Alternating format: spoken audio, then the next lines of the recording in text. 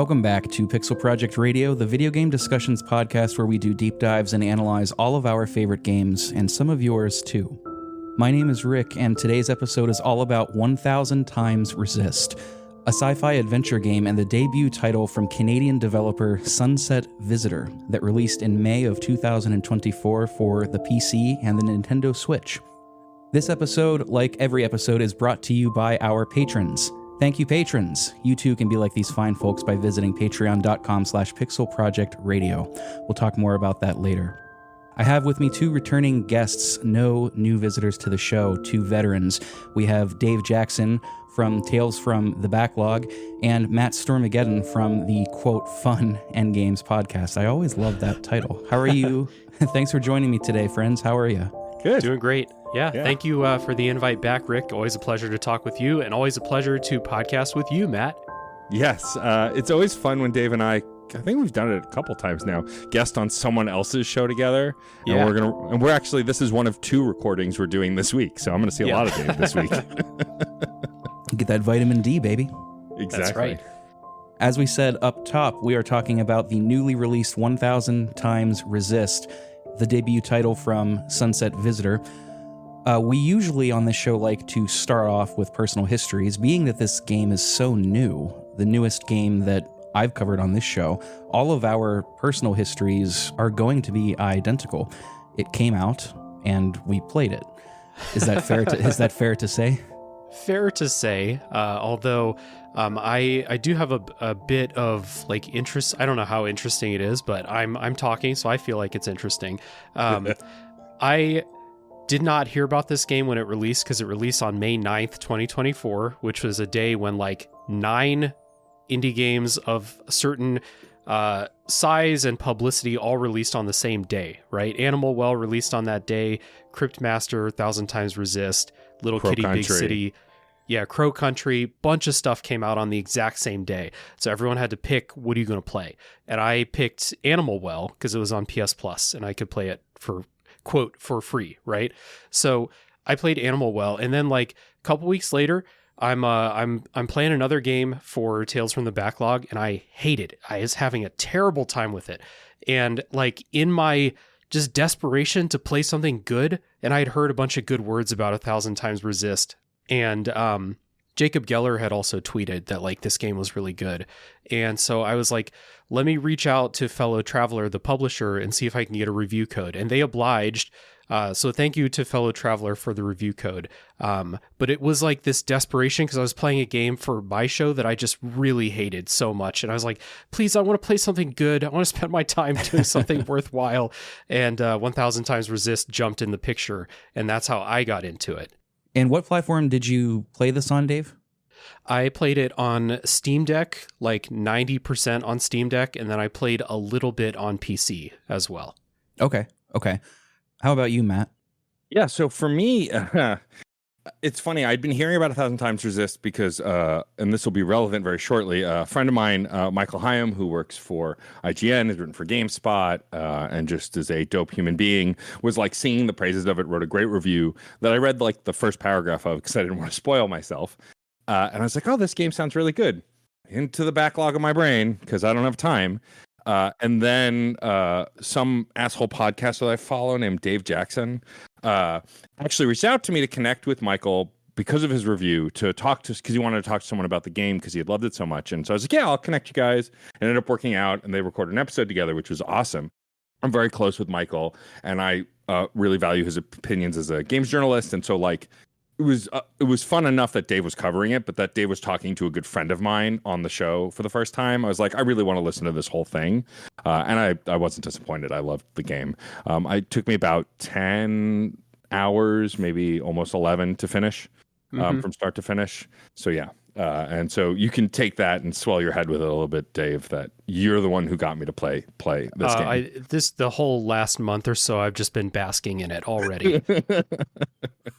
I'll keep my remarks brief here. I did 2 playthroughs of this game. Both playthroughs took me roughly 13 hours.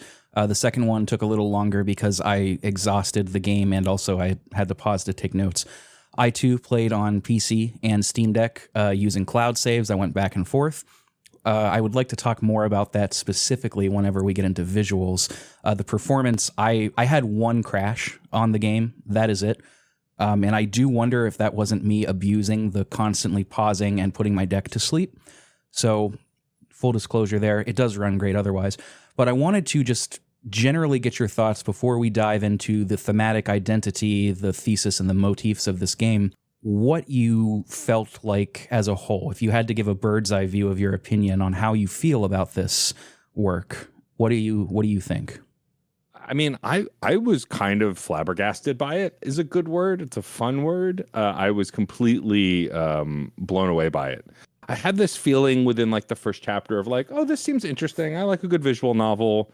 I don't really get the buzz. It looks cool. And then like that first moment that happens, I think it's in chapter 1, which is also in the trailer, that big moment that I won't even reveal here yet. I went, oh, okay, something's up here.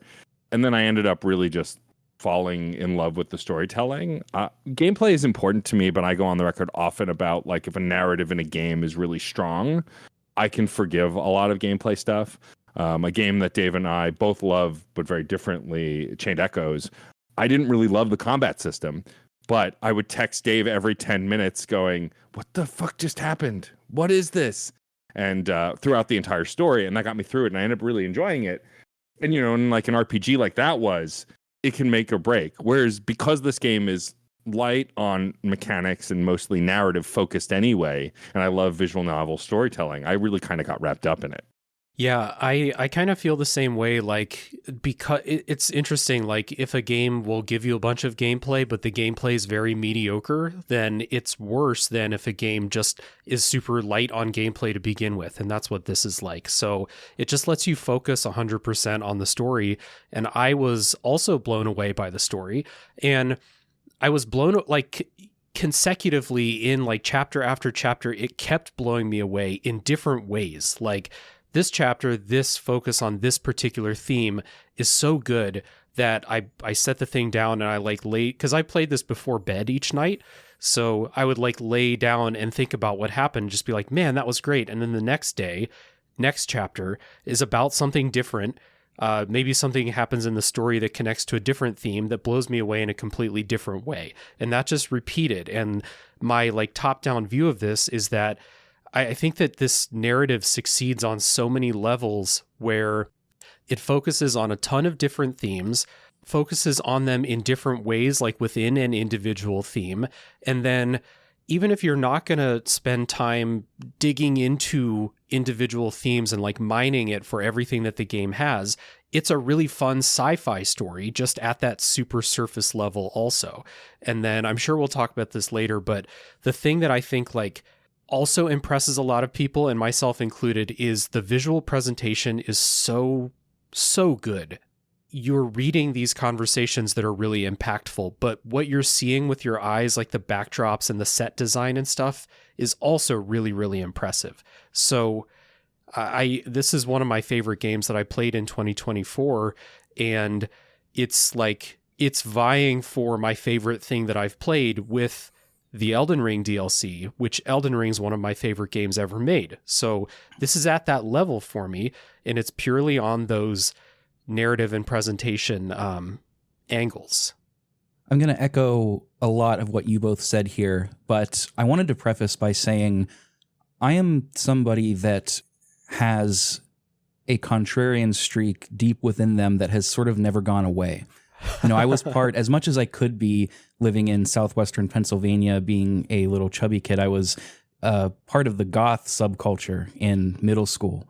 You know, I was the tab soda version of Brandon Lee, a little chubby kid, corn-fed with black hair and an ill-fitting trench coat. And that's never gone away. And I say this up front because I approach things that get widespread public acclaim, especially indie video games, with a sense of caution. I am very timid. Timid's not the right word. I look slowly upon these things because I tend to not trust whenever things get widespread praise. Call it a character flaw. It's just how I am.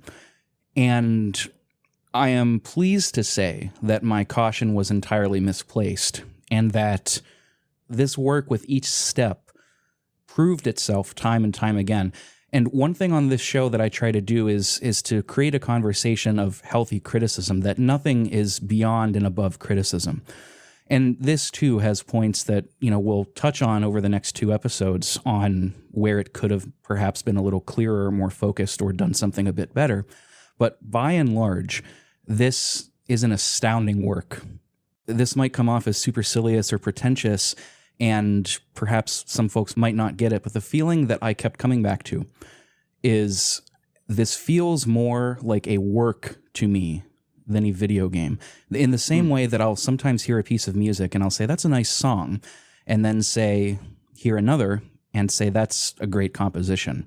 Now, of course, on some level, all songs are compositions. Mary Had a Little Lamb is a composition, right? We all know this, and it is trite to say that, to make this distinction, I know. But it is this general feeling that I get where I can see something and immediately tell this is artistic in a way and expressed in a way that many other things sharing its space are not. And that is this work by Sunset Visitor, of a phenomenal debut title.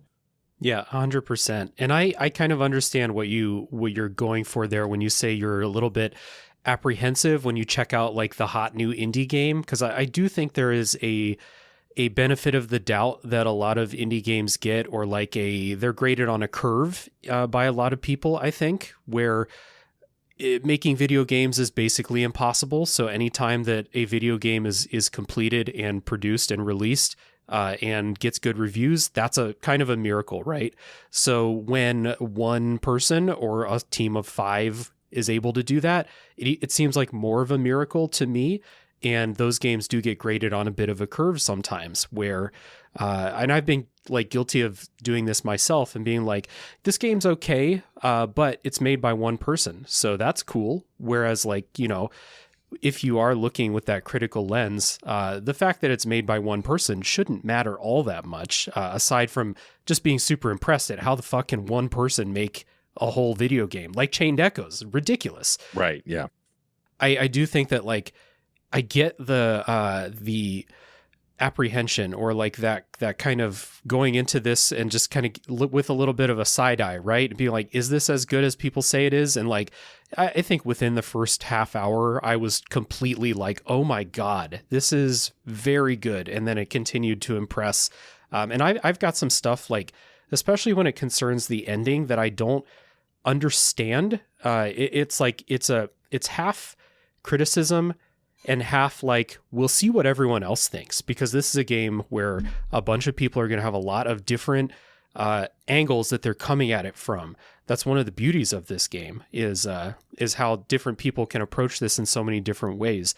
And there are some things about, especially the ending, where I am very like, I don't understand this. It seems to go against what the game's about, but I'm open to hearing other perspectives on it. So I'm with you there, Rick. Yeah. I mean, I also like, it's funny. You talk about being a little goth kid. I was also a little goth kid in Staten Island, in the ruralist part of New York that exists. But I somehow, when I grew up, started vomiting rainbows instead. It's just, I guess it happens when you get your pansexual card. They also give you the superpower to vomit rainbows.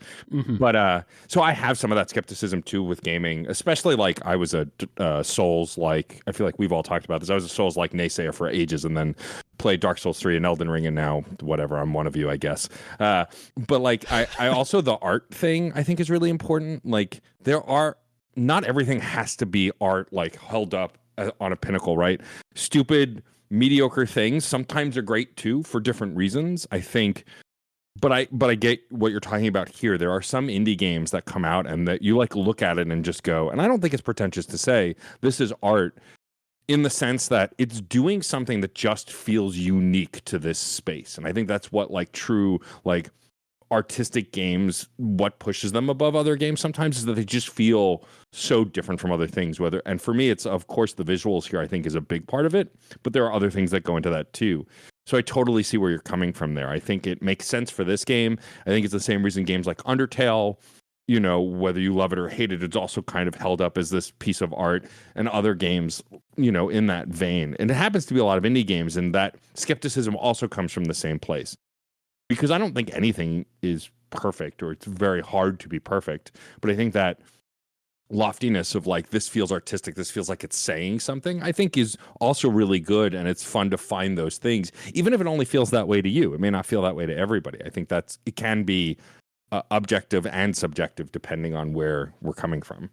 Absolutely. And it does all of this in a way that is unique, focused, and has a message that sparks conversation, not a didactic, cut and dry black and white message, but something that provokes conversation outside of the realm within which it exists. So all of this being said, let's dive into a brief discussion on what the game is, the thematic identity and motifs, and a little bit about the development and inception of this game.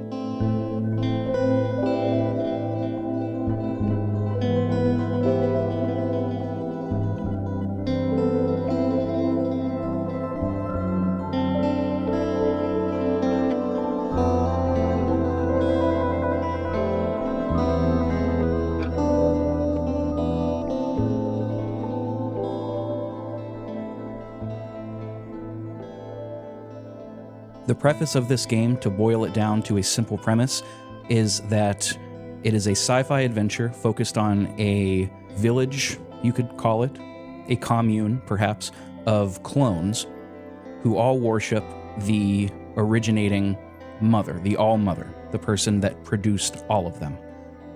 In this commune, in this group, an alien race visits and wipes out life as we know it, and we are going to go through this narrative figuring out and piecing together the mysteries of this alien race and the mysteries that lie within this religion of which we are a part. So I've put together a list of what I think is, one, the grand narrative identity of this game, and two, several themes that fall within this umbrella that this game explores to various degrees.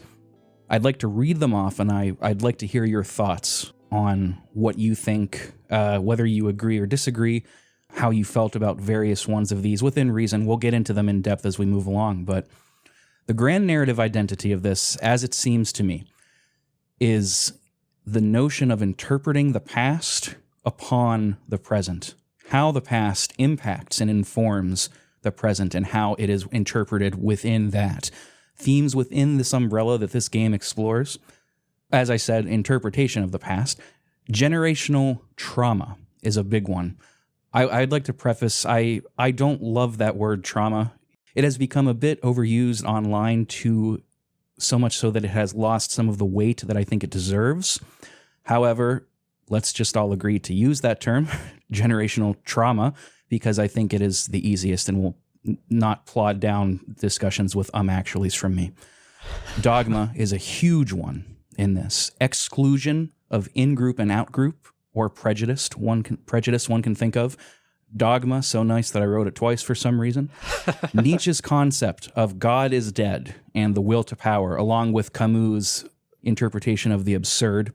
The eternal return and the eternal recurrence that Jung posits, life cycling and repeating, history repeating itself, political ideology in various forms, the Hong Kong protests of 2019, creating meaningful change and how that comes about. And finally, what I believe this game's thesis to be: to move and grow beyond the past, it must be confronted and never cast away or forgotten. So that was a lot. I threw a lot of information at the two of you, and I do apologize. I've had a little bit more time to spend with my thoughts because they are my own. But being that you have this in front of your screen and you heard me speak it at you, I am wondering what you both think of this. Did you latch on to these themes as well? Do you have any major criticisms of my viewpoints here? What are your general thoughts about all of this? And if you do agree, how did this work for you? Yeah, so the list of themes is there's a lot going on in the game. And to your list, I would actually add the exploration of diaspora, of immigrants, and especially in this game, it's concerning Asian immigrants in Canada. I think the game is in Canada, but apply this to the experience of specifically the children of immigrants. In this game, And this is something I talked about on my episode with Michael Hyam, because this is one of his personal experiences that he brought to the discussion. So I don't want to lose that in here too. And then also, I do think that, and this is a minor thing, very, very present early in the game, but kind of fades as the story goes on. One of the few games I think that is like directly referencing and folding in the experience of living in specifically the COVID pandemic into the story and things that happen and the way that characters treat each other. And you broadly apply this to the disease that is going on in this game too. But there's those things. But I think the biggest one for me that I really followed, I think, most closely and noted the different ways that different examples touch on it is the generational trauma theme here. And I thought that this was really interesting because, as you said, Rick, when you use the word trauma, that word means something. And it is it has a serious implication when you use the word trauma. What I like about this game's approach to that is that there are many, many examples of this, and there are a couple of them that are very serious, very harmful things that are passed down, as we say, and there are some that are like a lot more subtle.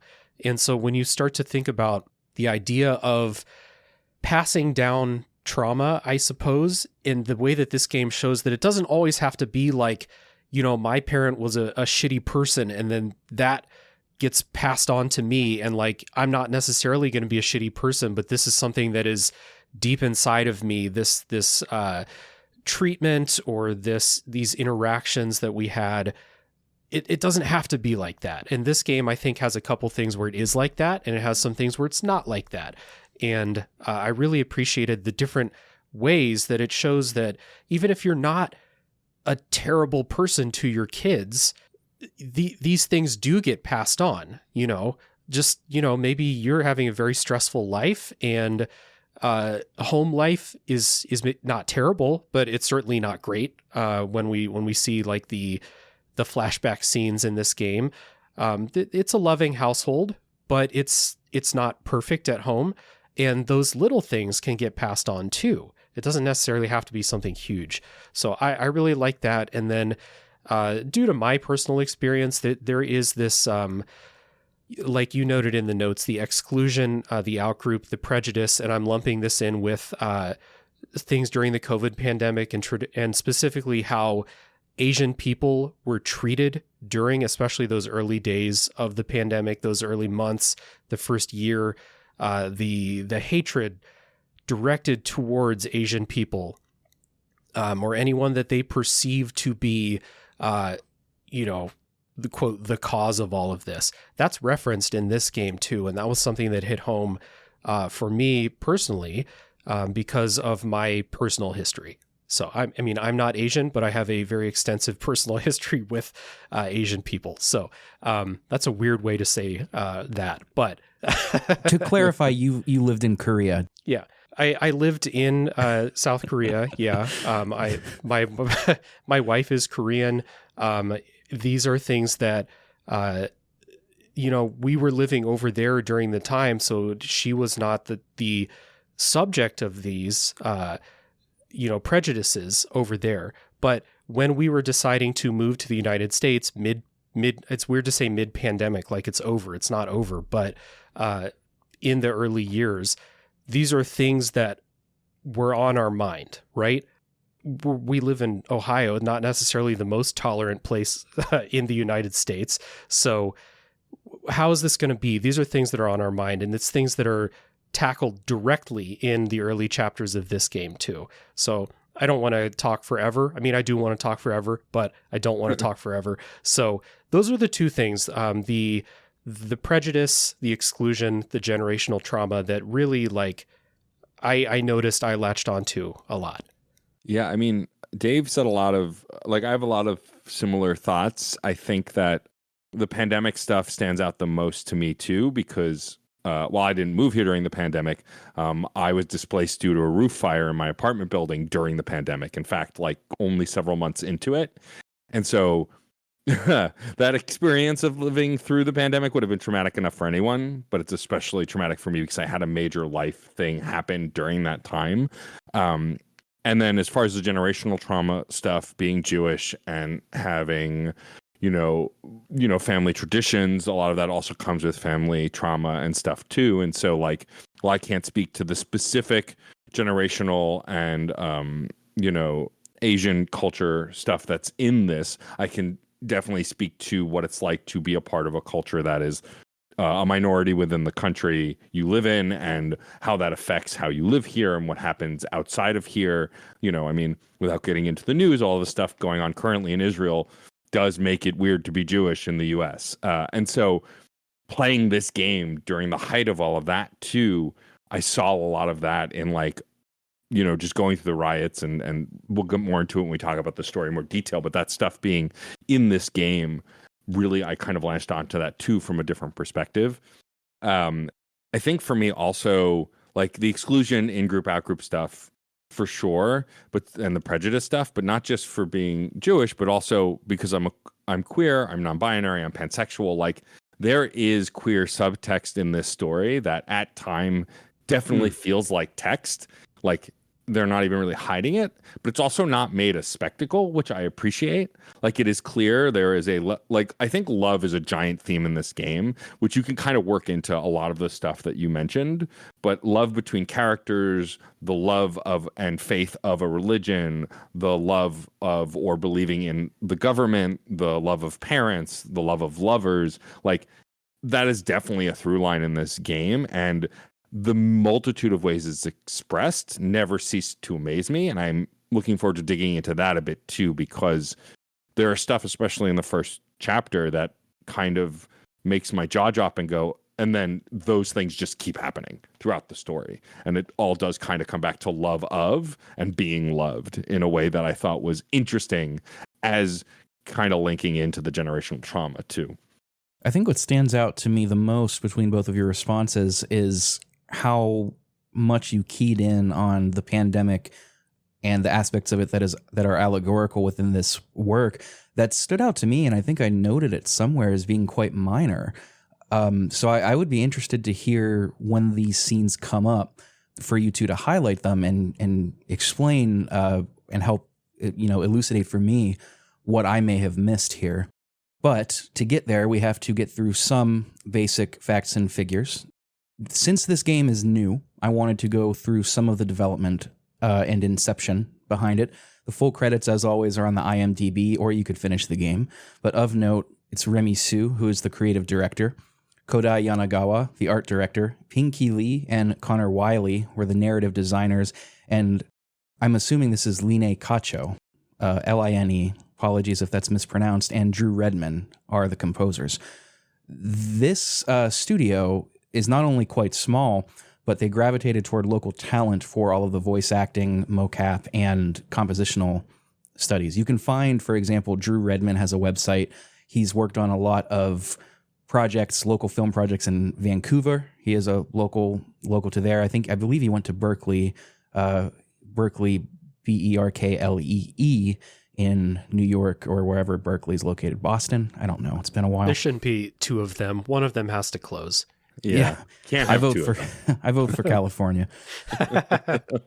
So one thing that I will be doing moving forward is putting my sources in the episode description, and I found two really good ones for this game in particular. Remy did an AMA on popular website reddit.com, www.reddit.com, as well as a more in-depth interview in Game Dev Magazine. They're both very, very insightful. But some information that I gleaned from here, and I'm sure this is not going to surprise either of you worth a lick, but they were heavily inspired by movies like Millennium Actress by Satoshi Kon and In the Mood for Love. On the game side, they were really, really influenced by Nier. That is very clear, as well as 13 Sentinels, Signalis, and later on in the Reddit thread, they list some others such as Xenosaga. Instant 10 out of 10 for me. Yeah. The Steam description of this game, which is hilariously more in-depth than what I was expecting, by the way, it lists out a non-small amount of the plot. I was very surprised. But it also lists influences from Perfect Blue, that terrific anime movie. Einstein on the Beach by Robert Wilson and Philip Glass, phenomenal opera, as well as some others. But I encourage you all to go and check out that AMA as well as the magazine interview. The near port, by the way, to the Switch was somewhat of an inspiration to them as well. That port is nothing short of a minor miracle, given how outdated the Switch was even whenever it was introduced. And they had mentioned, Remy did, bringing this game to the Nintendo Switch was one of the most difficult challenges I've ever faced. We love the console, so we persevered, and everybody on our team really leveled up to do it. In many ways, we had to rebuild the game to make it work. Overall, I think the final experience benefited greatly on PC and Switch. They followed up later that ports to PlayStation are not currently planned, but they are very open to it. It ultimately comes down to funding, and they talked about that as well, that any work of art is ultimately guided and shaped and sculpted by the funding that you have to create it. And we can say the same about our podcasts as well. I mean, when you're starting out, you don't have the equipment that we have. You don't have, well, I mean, we're talking financially, so I guess it kind of begins and ends at equipment, but you are limited and in some ways inspired by your limitations. And I think that shines here because one thing that is also very clear that I kind of alluded to earlier, this whole team is a group of artists from music, theater, film, visual arts. They were not game designers. They're approaching this not as game designer veterans, but as artists. And I think one, that is clear as day looking at this just as a work, and two, my experience working in that field has proven to me that artists are very adept at working within these limitations because, well, one, we don't have any fucking money, but two, it's just a skill set that you're forced to develop, working as an artistic person. Two more quick things before we move on. I don't mean to hog the microphone. The pandemic is why this game exists. Functionally, it kind of cost them their jobs. They couldn't really work in live theater, in music, like everything in the arts crashed during that time. I should know it was rough. But I did want to read just one more quote. The Game Dev magazine asks the question, this game features a complex, unsettling vision of a future after humanity's near destruction. Can you tell us about the thoughts that went into weaving this world?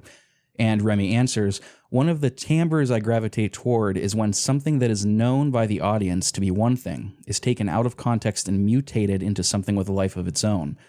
Where something very normal or known to us, something we may take for granted in the present, gets taken and spun out into the far future with strange consequences. Normal things to us become myths or strange repetitions. Later on in the game, we try to make it come full circle too. For the clones that live in the future, we worked on spinning out their cultures as some variation of this, values and things and ideas that are misremembered and lead to dangerous outcomes. I wanted to include that because I think they do a wonderful job of being homogenous with everything they've set up from the beginning all the way into the end. Things feed into each other like an Ouroboros of creativity. And I think they did such a stellar job of this.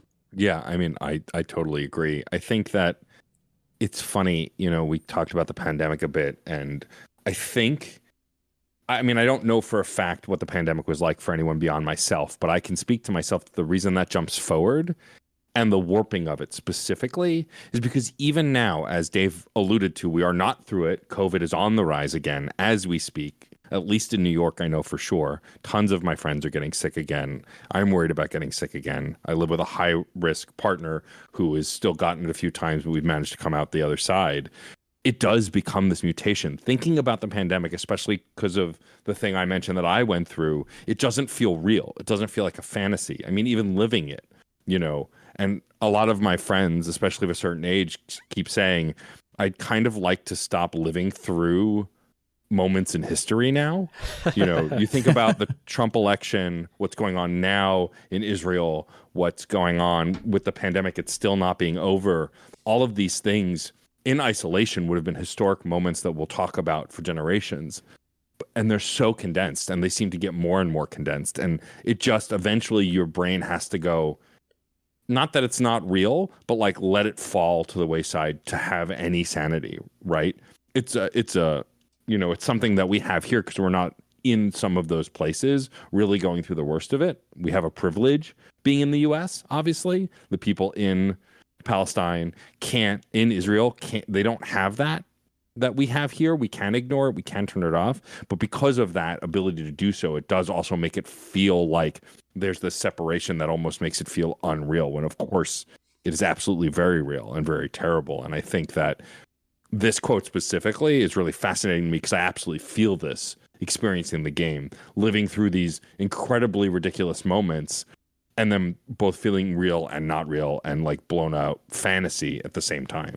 That ties in perfectly with one of the themes of the game that Rick introduced, but then we didn't like dive into, which is the real world political situation in Hong Kong, right? That this game dives super deep into. And that's another thing where, like, we're in the US, you might see that on the news, you might see people's Instagram stories about it, but like, you're not living it. And at some point you are able to just close Instagram and go look at something else, or not look at the news about it. And that's another thing that's kind of close to my heart, because I have some good friends that lived or still live in Hong Kong, and it's something that they obviously care very deeply about. And so that's something that, like, you know, the height of that was, like, I want to say like 2019, 2020, something like that.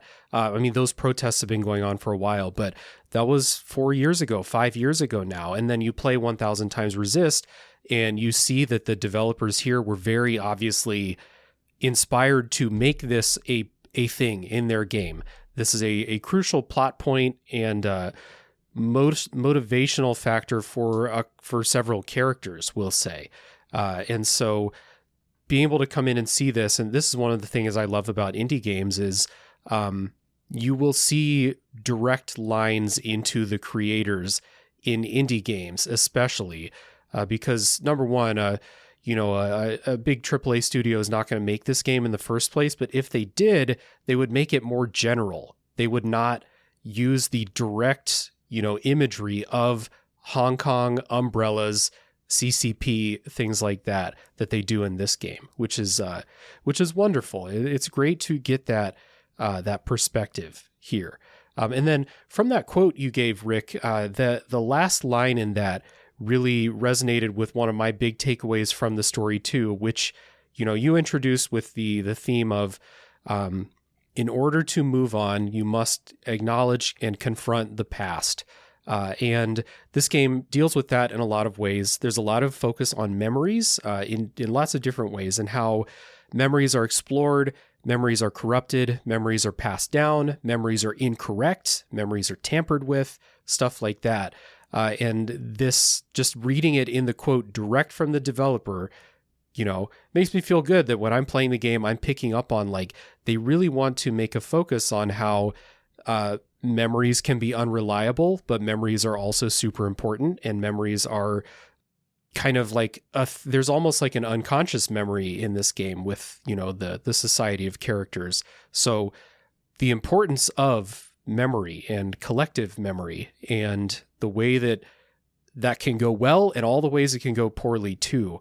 Reading it in the developer quote feels good. Feels good to be like, I picked up on this. Then the developer's like, yeah, Dave, you're a good, smart boy. We will revisit this conversation of themes once we have concluded the narrative in episode 2.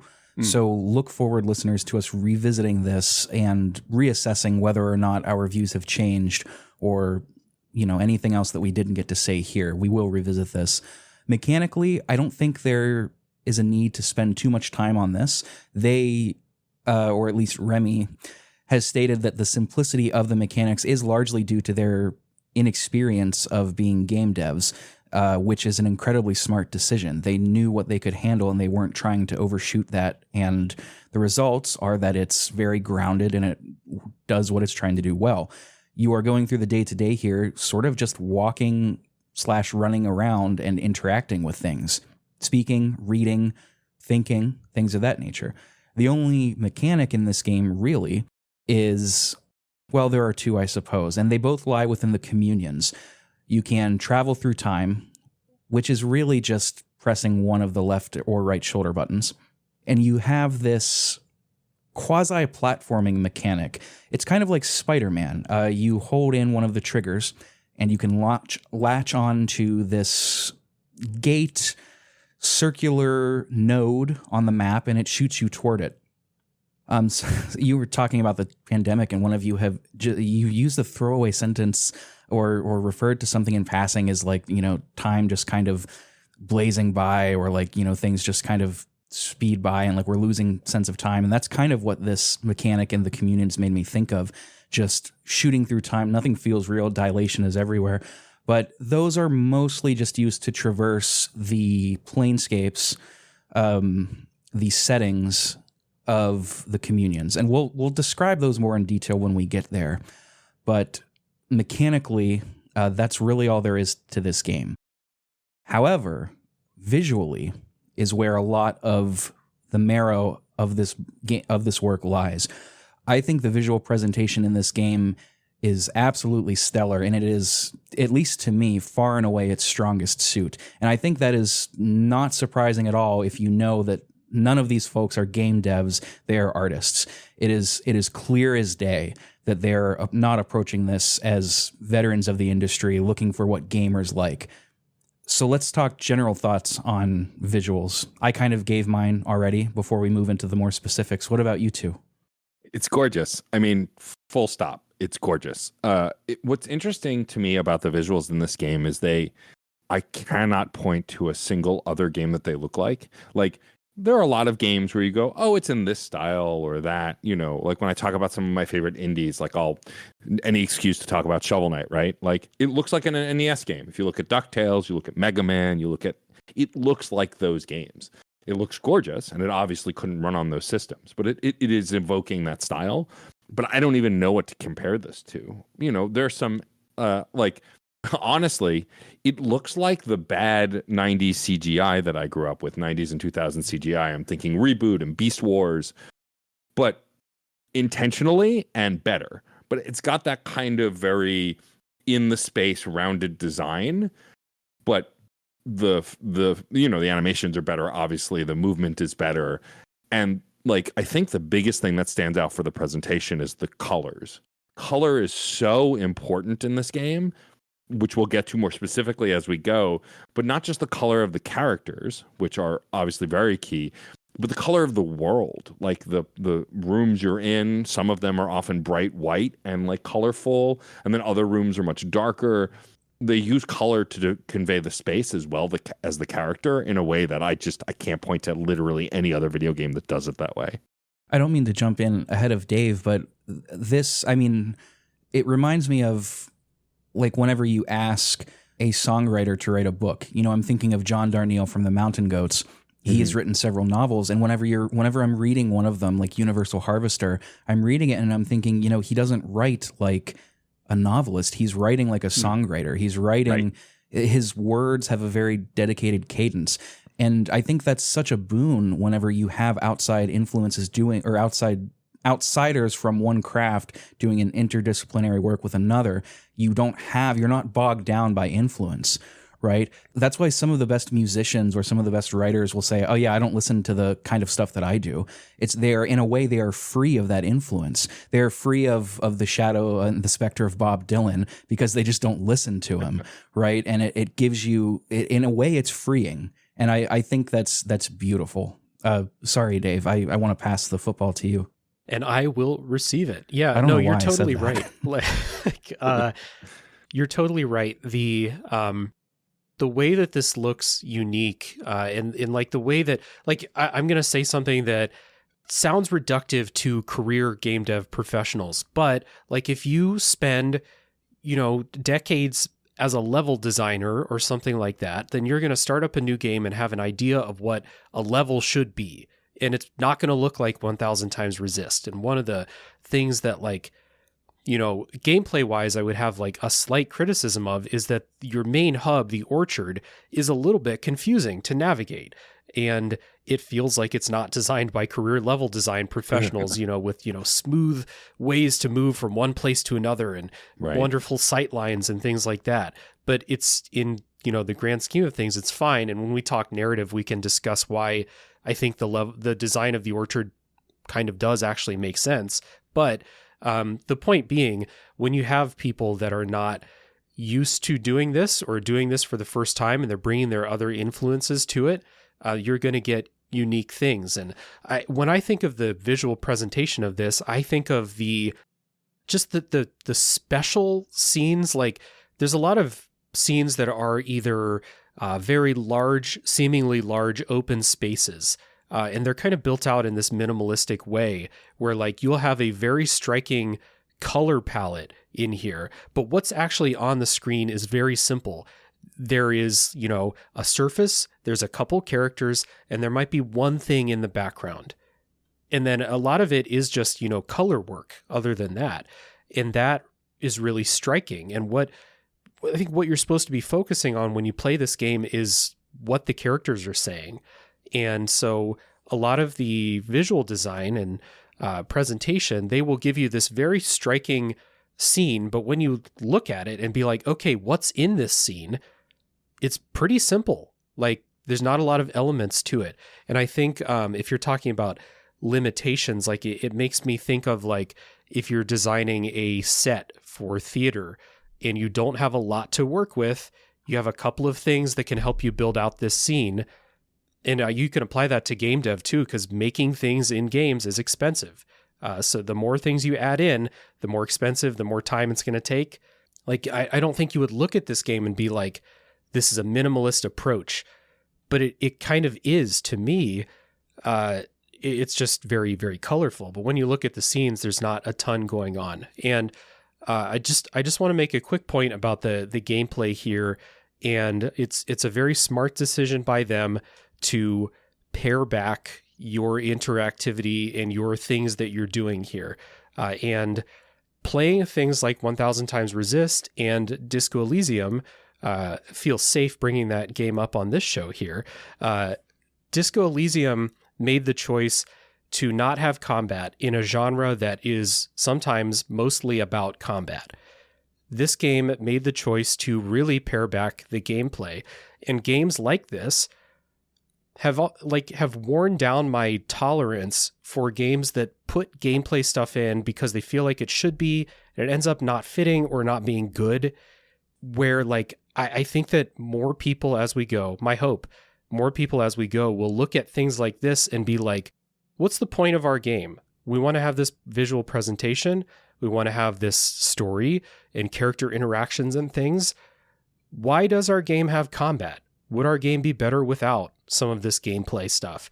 And I think that we've moved to a point, the three of us have, I'm sure, maybe not the general gaming populace, but there's a lot of people I think that have moved to a point where when you say, I'm going to sit down and play a game, you don't necessarily mean I have to be playing a game.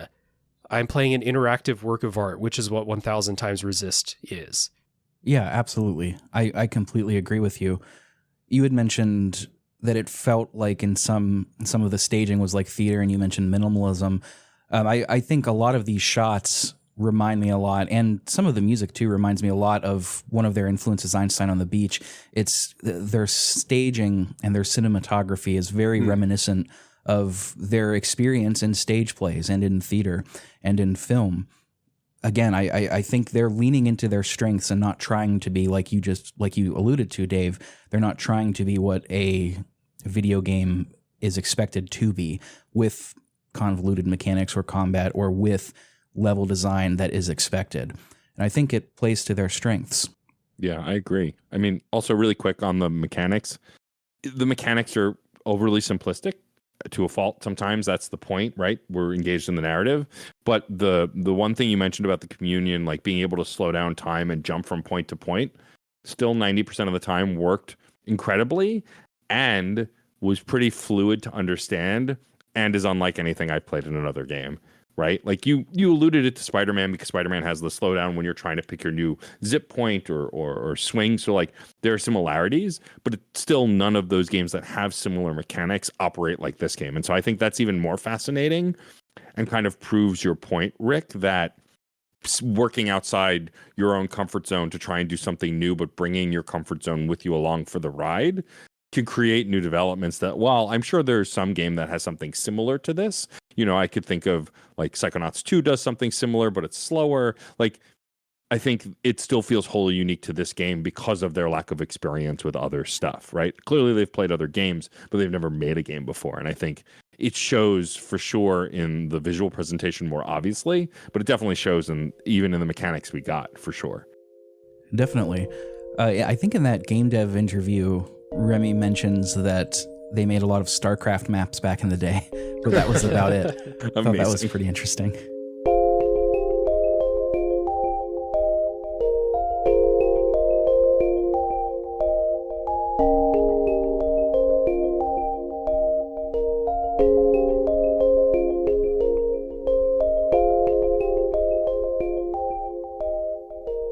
The music and sound is really, really well done as well. The voice actors, as we mentioned, were all kind of in-house. They didn't use any big names. They used who they knew. Their thespian friends, their acting friends, their friends who just wanted and were interested and could. And to that end, I think the voice acting might turn some people off, which I can understand. They make one voice acting choice with one character that I find bizarre, but we'll talk about that whenever they come up. But largely, it's not going to be voice acting from John DiMaggio or Troy Baker. It's going to sound like real people. And in many of the instances, I think it works to its credit. There are a few maybe you can argue it doesn't. There is a hilarious play within the game where the voice acting is intentionally very stilted and bad, and it cracks me up every time. But that'll come up whenever it gets there. The music itself, though, is a sort of mix of piano and keyboard patches, along with some timbre-focused soundscapes. So where melody and harmony is not the focus and the emergence of new textures is. There's a very distinct line between those two, with music like Watcher's theme, which was either playing at the beginning of the episode or is playing now. I haven't decided because I'm not editing yet. But it's very sparse piano that gives the sense of recollection and reverence for the past, serenity. It's calm. Whereas the music that plays whenever you are in certain communions, when there's a sense of tension, is not focused on melody at all. It is driving rhythms, very sparse in terms of harmonic motion. Again, thinking back to Philip Glass, minimalism, the thing that's interesting about it is the emergence of new textures, and that makes it interesting, and it gives it its character. There was one track that I could not find on YouTube, just when I was searching as I was getting my microphone set up, and I'm wondering if you two remember it. It's like it occurs in the orchard at one point, I think during the birthday party section, and it's like a lo-fi beats to study and relax to kind of track. Yeah, absolutely. Mm-hmm. I like the track, but it was the one that I was like, this is weird. Why is this here? I had likened that to, and I'm gonna, because I did not look up the answer. This is the second time I've said this person's name out loud before. I have no idea how to say it, but if anyone's familiar with Nujabes, that is the vibe I got from it. It's like the lo-fi beats to study to with a little looping melody on the top of that. Yeah. Again, no idea how to say that person's name, but good reference there. I really appreciate the soundscape portions of this soundtrack. The one that stands out for me is the first communion when you're in the school, and it has this just kind of whining thing up at the top, and then 10 seconds later you'll get a little like pulsing thing for a couple of beats, and then it's back to just this. It's almost like a horror-esque soundscape. It doesn't get into like any, terrifying sounds or something, but it's kind of creepy as you're going through that school at night and stuff like that. So that stands out to me. And then the song that gets like reused when the youngest is, on the forefront, or when things are happening with them, as we'll talk about later in the story, but that kind of repeating melody and then the different instruments that will then play that melody as you go through, that's a real earworm, despite being, I think, like a very simple tune. But Yeah, the soundtrack is great. And I wanted to actually get your thoughts on the voice acting, because I've heard people say, like, I don't like the voice acting, it's too flat and stuff like that. And I think that was on purpose. Like, I think that is a decision that they made. Like, this is not a game full of emotive voice acting. It's everyone is kind of muted when they're talking. And I think that there's a story, like, I can give a story explanation for it. Whether people buy it or not, that's up to you. Yeah, I mean, I think that what's tricky here is voice acting has intent because you're acting, good, bad, or indifferent. And I think you're right, Dave. I think it's on purpose. I think also because they're theater actors and locals and people who maybe have never done voice acting for a video game before, that kind of realness that I'm not saying experienced voice actors can't reach, but there's something when you it's like, I think of Hellblade, right? A game that's gotten acclaim for different reasons. The lead actress in that was not an actress. She did the mocap and they liked her so much, and she's part of Ninja Theory's team. She eventually ended up becoming the character more for everything. And people wanted to comment, oh, well, she's not really a voice actress. Some of this stuff doesn't work. But I think it adds realness to the character. Now, mind you, I'm talking about a game I've only watched trailers for and I've never played. But I think this is another example of something like that, where, like, I think the fact that there may be some inexperience here or just direction that makes these people just sound like everyday people. I mean, I couldn't tell you what talking like a normal human sounds like anymore, because in my voice in my head is this voice that I use for podcasting and other things. It's a heightened version. My real voice is I don't know what at this point. But I think that realness here, to me at least, reads more like these people are in the moment than it's inexperience or bad per se. I never was taken out by it.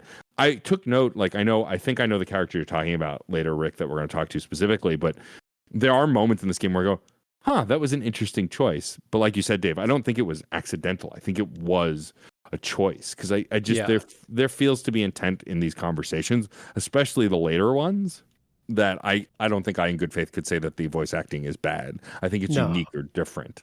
It, like, if the voice cast is from a background of theater, and I know that the voice actor for Watcher is a musician, so if you have the background in theater and music, I mean, think about how people talk during theater productions. They're loud and they're boisterous, and you have to project your voice off of the stage, and that's like, so the way that it's all muted and stuff in the game feels like a directional choice to me. And whether you dig that or not, I think is up to you, but I do think there's a good reason for that. Not just that too, but consider that theater actors and stage actors, they can act and portray with their full being, with their full physical body. Yeah. And I forget which voice actor I was listening to an interview with, maybe Jim Cummings or John DiMaggio or Tara Strong, one of the big names that everybody knows. They mentioned that exact fact. They were like, when you're behind a microphone, it's just your voice. Yes, you can act in the studio, and you should, and you have to, but it doesn't take you all the way there. You have to up the ante a little bit. Those are my words, not theirs, with your voice. And I think that's interesting. I never, the idea of thinking, well, I find it so interesting that they're not voice actors, but they're stage actors. That never crossed my mind, really. There's one character who at first I wasn't sold on, and it's a character named Zhao. And I wasn't sold at first. I wasn't really a fan of how they were voice acting. They were speaking very stiltedly and kind of broken's not the right word. They were speaking in a way that conveyed that they were not confident in what they were speaking into existence. And I was thinking that at first. And then there is a scene where another character who is particularly cruel to this character says, Zhao is talking to her, and she says, you need to work on your English comprehension. And she takes a second and she says, I'm trying. And then I was like, oh, I get it now. So I don't know. I don't have any strong criticisms against the voice acting at all. I mean, not really. Yeah. I mean, I think I've played also enough games now that have such a large variety of types of voice acting, or lack thereof, that like this just kind of felt natural to me in a way that I think the You're absolutely right, Rick. I think something that drives me crazy, and I know it drives some voice actors crazy too, is like we're actors. Like, yes, we focus in voice acting, and it's a different thing, but we're also like acting is acting, and if you can do one kind of acting, you can probably learn to do other kinds of acting, just in the same way that like maybe musicians can probably switch genres whether they want to or not. If you know to play an instrument in one genre, you can probably play in another kind of a thing. It's not one to one, but like there's a flexibility there, and I think yeah, for sure, these performances to me feel like they're perfect for what they were put in. Like I had the same reaction you did, Rick, to Zhao, and then got to that moment, which I think is in the first couple of chapters, and went, aha, okay, I get it now. And I think again that proves, I think, a little bit Dave's point that there's direction here and that they're doing stuff with intent to convey these very specific moments in time, which are kind of key to the comprehension of the narrative, I think, too, which they do a great job of. Yeah, I agree. That's well said. We're going to talk more about some of these choices with voice acting and with specific lines as we go through. But now that we've kind of arrived to the end of the preliminary discussion before we jump into the story, I just wanted to put it out there. If you have any closing thoughts before we proceed, now would be the time to say them. I think I got everything that I wanted to say out of the way, and the rest will be mined through the dialogue and the staging and the story beats. But if there has anything been left unsaid by either of you, then by all means. No, I think I got most of it out too. Just, if anyone is going to tap out now because, story time is starting, that this game is absolutely worth your time to go play and experience and then come back and dig into the story with us. Because it is, there is so much here. Yeah, I'm with Dave here. I mean, it's $20 on all platforms that it's on. It's really, I think you can get your $20 worth even if you don't end up finishing it. Maybe you bounce off it. I think it's worth experiencing for $20, regardless of how you end up enjoying it. And I also would say I'm a big stickler for spoilers. I try not to spoil stuff. I've lumped this game into a category over my other podcast where we say games that are hard to recommend. They're not, but narrative heavy games like this, I struggle to recommend because I really think going in without having anything spoiled really heightens the experience. And so I'm going to plead here, for me at least, go play the game before you listen to the narrative deep dive. You can spoil yourself and probably still enjoy it. Famously, I didn't play Undertale until I saw all of the twists of that game, and I still loved every second of it. But I really think one of the strengths of this game, like a lot in its oeuvre, you're Before Your Eyes and the Iron Lungs, these ones that just have impact. This will have more impact, in my opinion, if you go in without knowing anything about it. And how I've often recommended it and have had people come back to me. Immortality, that's the other one I was trying to think of on the fly. I think you can talk about the narrative and still enjoy it, but I'm really pleading here, go play it. It's 10 hours and it's $20. Then come back and listen to the rest. I promise we'll still be here because the internet is forever. For better or for worse, that's true. Correct. Even if you do listen to a little bit of this, I think there's still a lot of enjoyment to be had from the visual storytelling alone. But I agree with Matt and I agree with Dave. Give this a try. It's a wholehearted recommendation from me and from Matt and from Dave. So once you've done that and once you're ready to go through and hear our critical analysis of this, come on back here because that's what's about to start. Let's dive into the story of 1000xRESIST.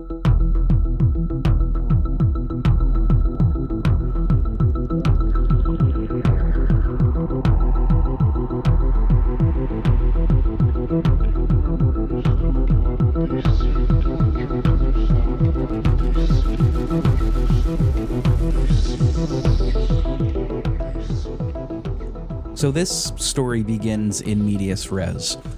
It's something that I'm always a fan of, more or less always a fan of. We open with this woman that is dressed in an ornate black gown, and she is seemingly praying in a large, gray open room. Another woman in blue approaches. The praying woman says, "Sister, what are you doing here? You know this is Mother's time. You mustn't interrupt the incantation." The woman in blue looks enraged, and there's a cryptic dialogue that doesn't make sense on a first playthrough. We may return to this later. The woman in blue runs up and stabs the woman in black in the back through the abdomen. She accuses her of stealing their immunity. And just as the scene fades, we see another woman in gray behind the woman in blue. But as soon as we do, the scene cuts to the title card, 1000xRESIST. Now, this isn't bisected directly into chapters, but the introduction kind of bleeds into this next scene, into chapter redacted. This game is going to use quite a bit of redacted text, sort of similar to Nier. So this woman, we can infer from the text box that this woman in blue's name is Watcher. And we're back as Watcher again in a large empty room. There is water everywhere, streetlights shining lights onto characters who we will meet later. This is an artistic choice. This is one of this game's trademark tricks, is using this evocative imagery. Approaching the center area, there is an identical blue Watcher with a bandage around their eyes. And they tell our character, our Watcher, that this is punishment for what we did and what they did. This is a conversation that will become clear toward the end of the game. And this is where, functionally, the introduction ends. This is the hook of the game. What did the two of you think going through this? I will admit, whenever I first went into this, I remember I approached these things with caution and with apprehension. So this intro at first did not win me over. But what about you two? So, first of all, the stabbing of the woman in black, that's in the trailer. So I knew that was going to happen. And it seems like, this is the event that sets off like the cascade in the story, right? And it seems like it would be a giant thing. And then this game makes the choice to lead with that. And I think that because of how the visual design works, because of the kind of cryptic way that the woman in black is talking during that, the fact that she says, sister, you must not interrupt the incantation. And then you have that conversation with the one with the bandage over her eyes and stuff. You don't know what any of this means. And the dialogue will bounce right off of you at the beginning, I think, or at least it did for me. So I thought that this was like very visually striking and super interesting. And then obviously the fact that someone gets killed 10 seconds into the game is striking. But when I got into chapter 1 and chapter 2 and I started to think about, okay, what's happened so far, I barely remembered what happened in this early scene just because it's so disorienting in a good way, I think. But then, like you said, we revisit some of this stuff later in the game. And especially after I beat the game and I played these early chapters again, I was like, oh my God. But when I played it the first time, I was so disoriented that it just kind of washed over me as like, wow, visually this game's doing something. The dialogue's doing something. I don't know what any of this means, but she just got stabbed and we're off. Yeah, I think for me, my many years in training as a fan of Doctor Who kind of really prepared me for this moment, because Doctor Who often will start, especially with a new doctor, like something's going on. You're in the middle of the, in media res, like you're in the middle of the episode. You're probably wondering how I got into this situation. Like, and I love that about that show. My spouse, who's an actress, will automatically go, what do you think's happening? I wonder if it's this. And my brain is just like, feels good, wash over me, and just take it. And so like that was this for me. I mean, I had also, for Dave's point of reference, because I don't know that I ever told you this, listening to your episode with Michael, when you said, well, we're about to kind of spoil something, but it's in the trailer, and then talked about the stabbing, that was the minute where I paused the podcast and went, okay, I'm going to go play this thing. Yeah. Because it was one of those things that I had also seen in the trailer, but even in the trailer, it all happened so fast that you really can't register the violence as a whole. It's not a whole, like a separated moment. And so like you, when I played this beginning, I went, oh yeah, so this is what's going on? And kind of just, again, let it wash over me like an episode of Doctor Who or some other sci-fi thing that I'm watching, and like just accepting if there is a twist or something to figure out in the game's got to tell me. I'll get caught or duped by it every time. Like I tend to go along for the ride in video game narratives, especially. And so, yeah, this intro is mostly like Dave said, like they're doing something, no idea what, but I'm here for it. Let's go. And kind of just like leaned into it. Yeah. Focusing on what is attempting to be conveyed narratively is only going to confuse you, and that's intentional. I will say, though, it's not all totally muddled, because one thing that you can glean from this is the woman in blue, Watcher, does call the woman in black mother. You get a choice to say three different things. None of them make sense to you right now, but she'll say which one you pick. 6-1 mother. So there's matricide going on here. No idea why, but there is the cutting down of a previous generation. Why is that? We don't know. But this sort of kicks us in. We're not in chapter 1 yet, but this kicks us into the game proper. We're transported into this new area that's going to be known as the Orchard. It is, it's kind of corporate-esque, and it's in an encased garden. There's multiple large rooms and hallways. It's a little difficult to describe, but it sort of looks like a futuristic inside office that also has outdoor areas, I suppose. And we're going to meet several of our sisters here. We meet a woman in purple named Knower. We meet a woman in pink named Healer. We meet a woman in orange named Bang Bang Fire, which is such a dumb name, I have to say. And a woman in green who we're ultimately going to meet at a train station called Fixer. Each of these sisters are going to be wearing their colors. They are, I don't think they're ever given a name specifically, but these sisters are the graduated sisters. And they are named after their function, how they serve the community and how they serve this religion that we're going to learn about shortly. What do you all think of these? I thought it was striking immediately that it seemed like each of them had a different personality right away, and that proves to be true. Each of them are wearing different clothes. Each of them have a different hairstyle. So even though they clearly have the same face, I liked the individuality of each one.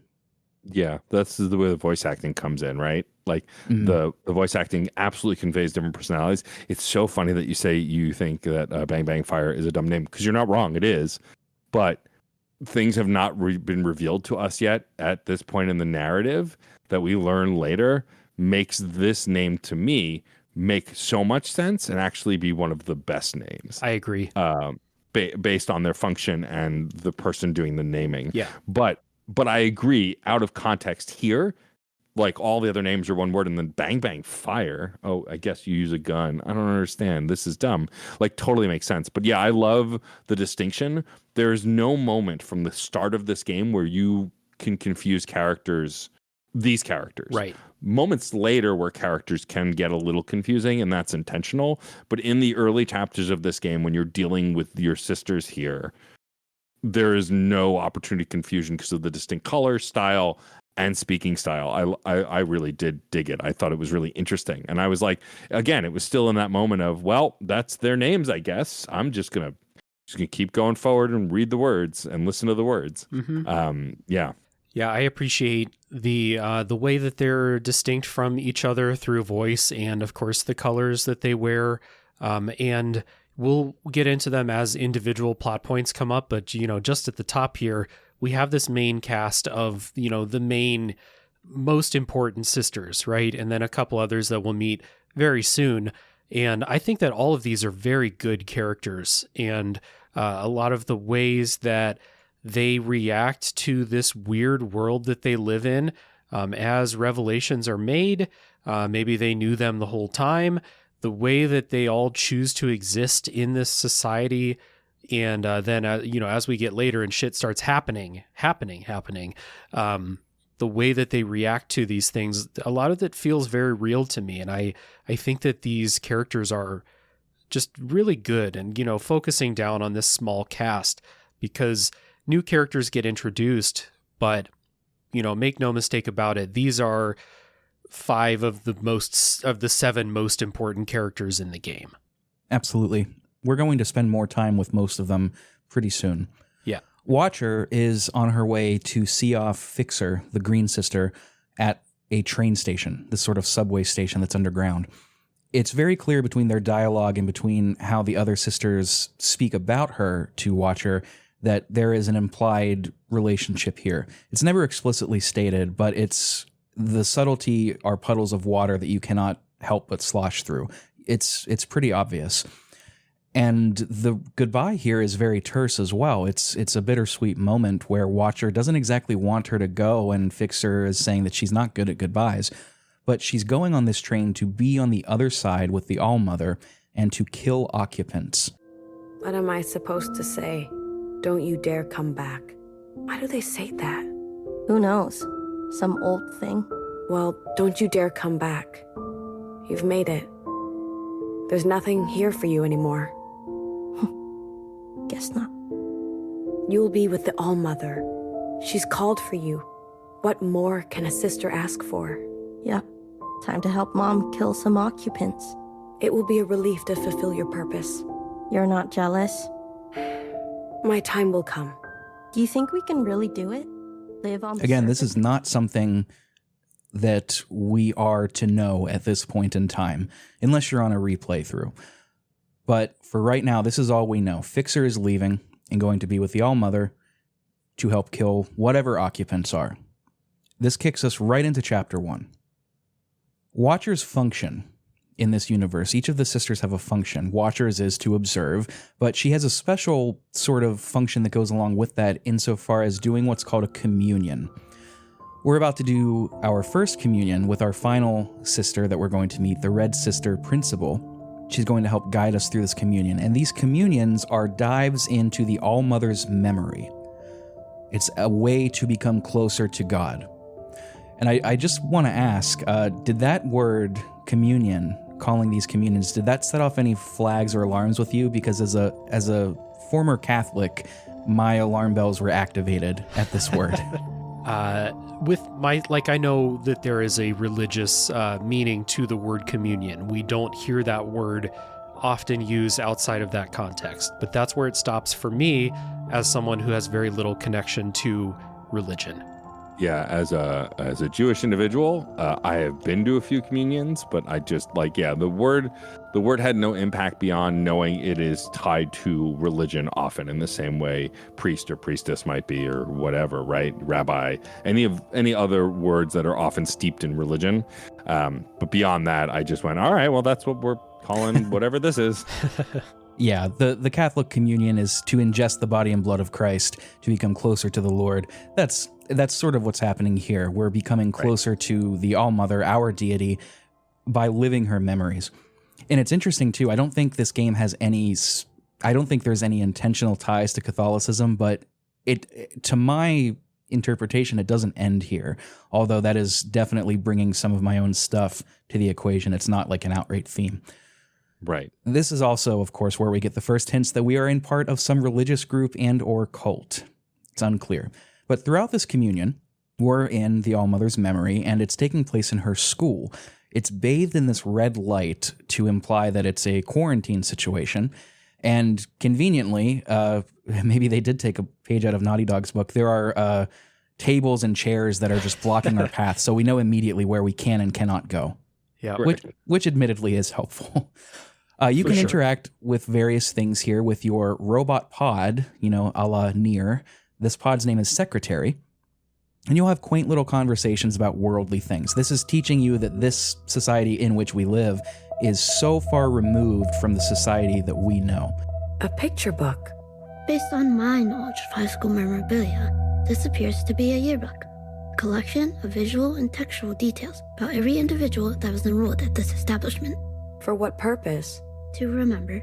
Each face is different. This is how it used to go. Well, that seems unnecessary. So you'll see a yearbook, and Secretary will explain what that is, and you'll be like, oh, that's what? And he'll teach you what a phone is and what a tampon is, and it's very it's quaint, it's cute. But we also learn while we're wandering these halls and talking to what appear to be soldiers, we learn some information about the All-Mother. The All-Mother's name was Iris, and she appeared to be a regular school child, a high schooler. She was not well liked, at least not universally. People imply that she is very cruel and mean. It's also suggested here that she is immortal and or unaging. We learn more about that soon. She is also immune to this virus that broke out, killing everybody at this school. There are no survivors outside of this paramilitary group that's here. Iris is immune. We learn one last little tidbit that becomes important later. We can only see in these communions things that the All-Mother has dreamt or has personally seen. Nothing more. If she wasn't there, we can't see it. Pretty straightforward. If we venture up to the rooftop, this is where we get our introduction to the occupants and also to time travel in communions. So whenever you stumbled up there to the rooftop and we first see the occupant in the grandest scale shot that we've seen so far, what were the two of you thinking? Honestly, I did not know what that was. It was a giant thing towering, looming over the school, and that is all that it was to me at that point. I had no idea what it represented. Very clear throughout this first communion that we are in dream space in a way. So, if they're making, yet another striking visual choice, I didn't know if that had meaning yet or not. And frankly, I was still disoriented getting to grips with what this game is, that I forgot that this occupant was there during this school scene when we get later in the story and we find out what they actually are. I had to be, I think I was reminded actually, because I was just looking, because I took a shitload of screenshots in this game and I was just looking through my screenshots and I was like, oh shit, there's an occupant there. Forgot about that. So yeah, I thought very little of it at the time, honestly. Yeah, I mean, mostly the same. Like, it's funny because so you get to the roof, you see the occupant, and you also see a photo of a young girl and a ton of candles.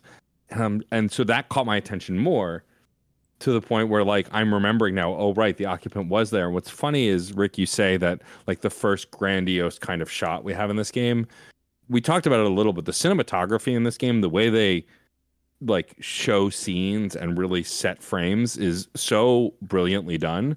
But and I'll comment on it when we get to it because I can't remember what chapter it's in, but we get this exact scene in a different way later with a very different person looming over everyone in the scene. And it wasn't until similar to Dave, I was scrolling through screenshots, just like looking through stuff, wanting to post stuff for when I finish the game. I often post a screenshot. I saw those two scenes near each other and went, oh shit, holy hell. And so, like, but yeah, I like Dave, like, I was kind of in awe of it, and I went, oh, it's gonna be one of these games. Like, there's big stuff happening, literally and figuratively, and so, but I didn't think much more of it beyond that.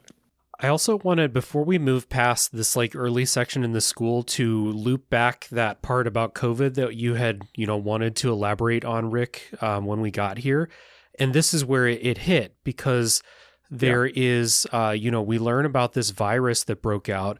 As you explore the school, you talk to some of the kids in the school, a high school, and you learn what the virus does. The virus causes people to cry all of the moisture out of their body until they die. That's what the virus does, which is crazy, like, as a sci-fi idea for a virus, right? You just cry until you have no more water left. But the way that this touched on, things with COVID is that people then become very distrusting of anyone who cries. You talk to a kid who's lying in a bed, and the kid says something to the effect of, what, you've never seen someone cry before? Like, calling back to that time when I was, if I heard someone cough on the subway, I'd be like, what the fuck? That kind of touched him with that. And then you see a sign on the school walls that says, are you sick or are you depressed? Something like that. Like, are you depressed or do you have the virus? So this immediate, like, distrust of the people around you based on physical symptoms that you're showing, normal physical symptoms. Just because you cough doesn't mean you have COVID, and just because you shed a tear doesn't necessarily mean you have this virus. I mean, it turns out you probably did have the virus, but that's the first part where, like, they're bringing real world experiences of pandemic time and applying it to the way characters experience this virus in this game as it spreads. And there's a couple others later once we meet Zhao. It's a direct allusion to this, to be sure. I'm still not convinced that it becomes a major theme. To me, it feels more like a set dressing. At this time, it feels like a major theme because we haven't ventured further, but it gets so overtaken by how focused the narrative is on other themes. It does, yeah. This is why I didn't clue in on this as being a major theme in this game. I don't mean to dismiss it. Of course, it is, this game is a result of COVID. It exist without it in certain respects. But I think moving forward, with the exception of a couple of scenes, this does get sort of put in the back seat, and is used more as an impetus for the events to come. Does that make, am I articulating this clearly? No, yeah, totally. And it's like, I don't think that COVID and living through a pandemic is a major theme in the game, but it is notable because I don't think that to this point, 4 years after it started, I don't think I've seen a ton of media that directly puts it into the story in the way that this does. And so that was notable for me. And, part of it too is the display of the Asian experience throughout parts of this, where living through COVID is definitely the experience in COVID is reflected there. I'll say that, but not to say that this is a major theme that's in the last chapter or anything. I mean, I will say also, to bring it back to Doctor Who again, the newest season of Doctor Who mentions the pandemic. I can't remember where they go or what part. Like, I think it's when they're in the present day when the new Doctor meets his new companion. Like, they mention the pandemic. And I hadn't really watched anything taking place in the present that really done that. A few other places have, but not a ton. And so, yeah, I think similarly to what Dave is saying, it stood out to me because they are actually mentioning it. Also, I just want to say I am grateful that this game, as far as I can remember, never really depicts this horrible death. We hear about it, but like the idea of watching someone cry themselves to death until there's no moisture left in their body, there's something truly horrifying about that to me, especially as an emotive person who cries a lot and who like feels things very deeply. Like, it just sounds so horrific. But also, I hadn't made that connection until Dave pointed it out. COVID, you are basically coughing yourself to death. There's other stuff. It's like respiratory, but like this idea of taking something so simple about the human body and then going, yeah, but what if you did that till you died? Also, for sure was born out of the COVID stuff. And I hadn't, and the paranoia too. I hadn't even thought of that until we talked about it here, but that like someone's like, it still happens in New York, and barely anyone but me is wearing a mask on the train, but God forbid anybody coughs and everyone looks, right? And it's just, there's a sense of eeriness and fear that definitely is born out of the pandemic that is present here as well, that I will agree, Rick, like later on is less present, except when it is present. And we'll talk about those things as we get to it. Yeah. But it's definitely very strong here because that's all we know right now. This is the first hour or so of the game. And like, we can talk about it when we learn what's actually going on, but when you learn the mechanism for why people are crying until they, like how this virus works, it's very cool.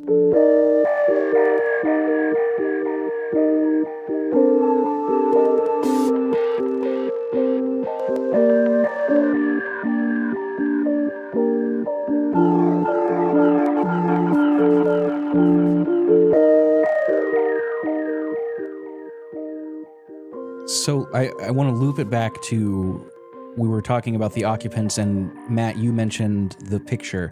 There is a picture on this roof in a sort of seance. It is a picture of a character called Zhao. And we're going to learn more about Zhao because this is part of the mechanics of a communion, is going and doing these sort of time travel puzzles to get into different rooms. So a room might be inaccessible during one period. You travel back in time, you can get into it, then you travel forward in time to talk to the person that was originally there. Something like that. And we're going to be doing that to see Zhao as she was when she existed with Iris, the All-Mother, 3 different times. And we get to see their relationship sort of develop. And what we learn via their interactions is that Iris, this deity that we're depicting as our god, was not as kind as you would expect a deity to be. Indeed, she is quite cruel and needlessly vindictive and just very crass towards Zhao, and it's a little bit uncomfortable. And Watcher begins to comment on this lightly during this communion, I believe.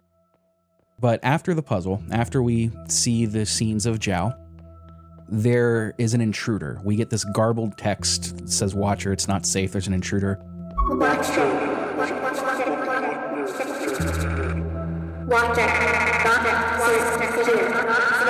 not safe here. Declare yourself.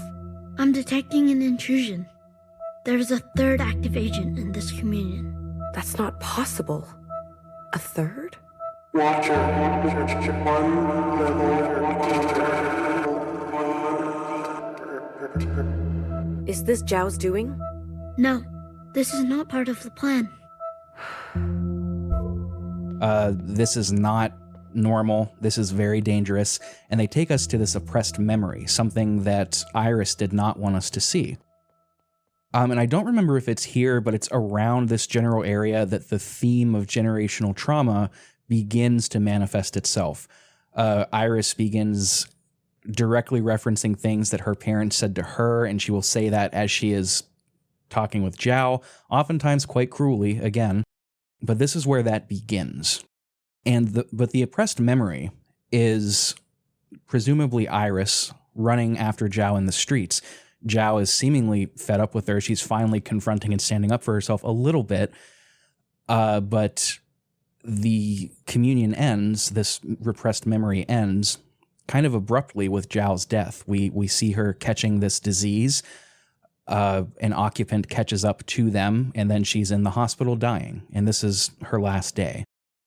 Now, this is something that Iris did not want us to see, and it gets spelled out for us more explicitly in a bit, but Iris, the All-Mother, is giving us access to these memories, but only what she deems we should see.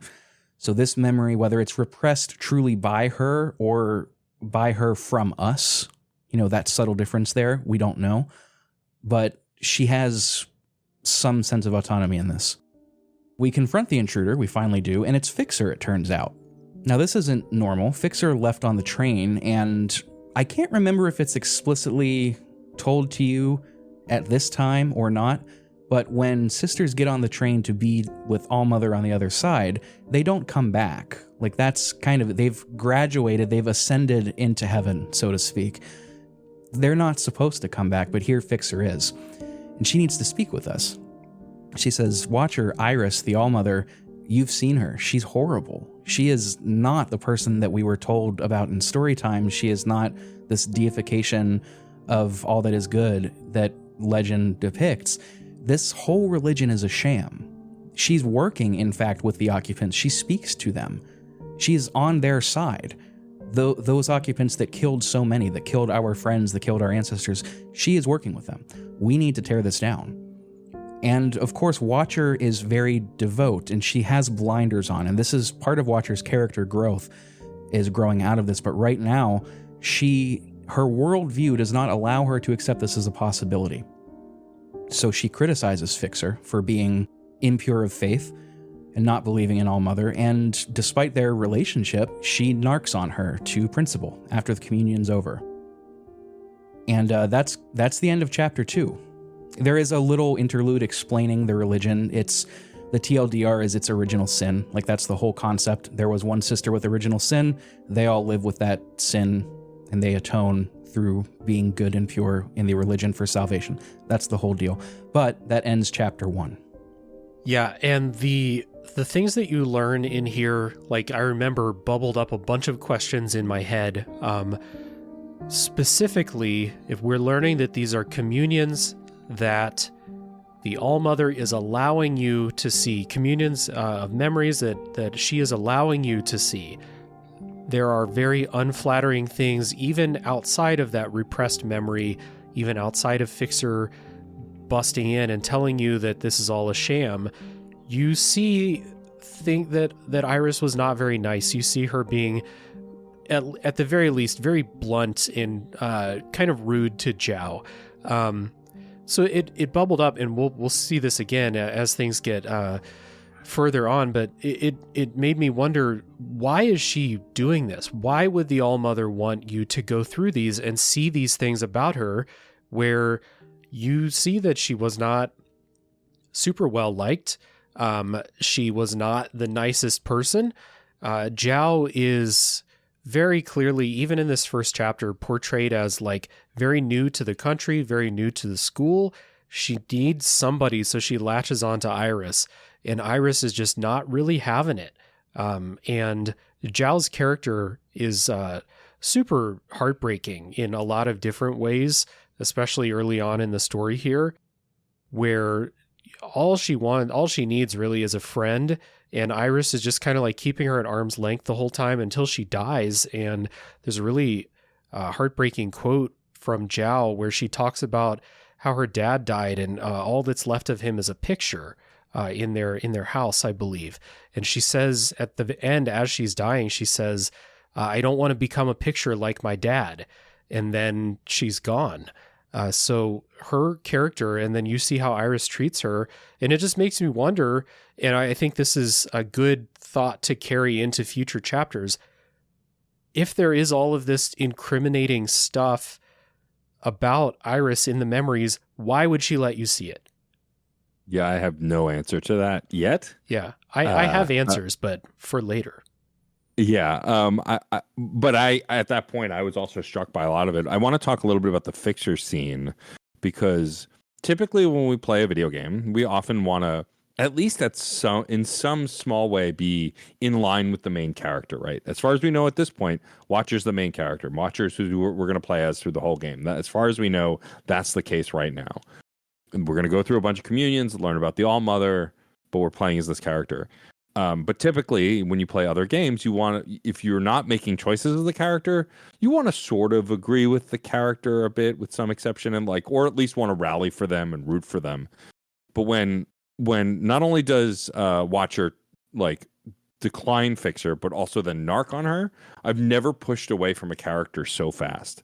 Because in that moment, Fixer, of course, seeming so sincere, knowing the relationship tension, knowing that there's something more there. There's a deep friendship or more in the relationship between these two.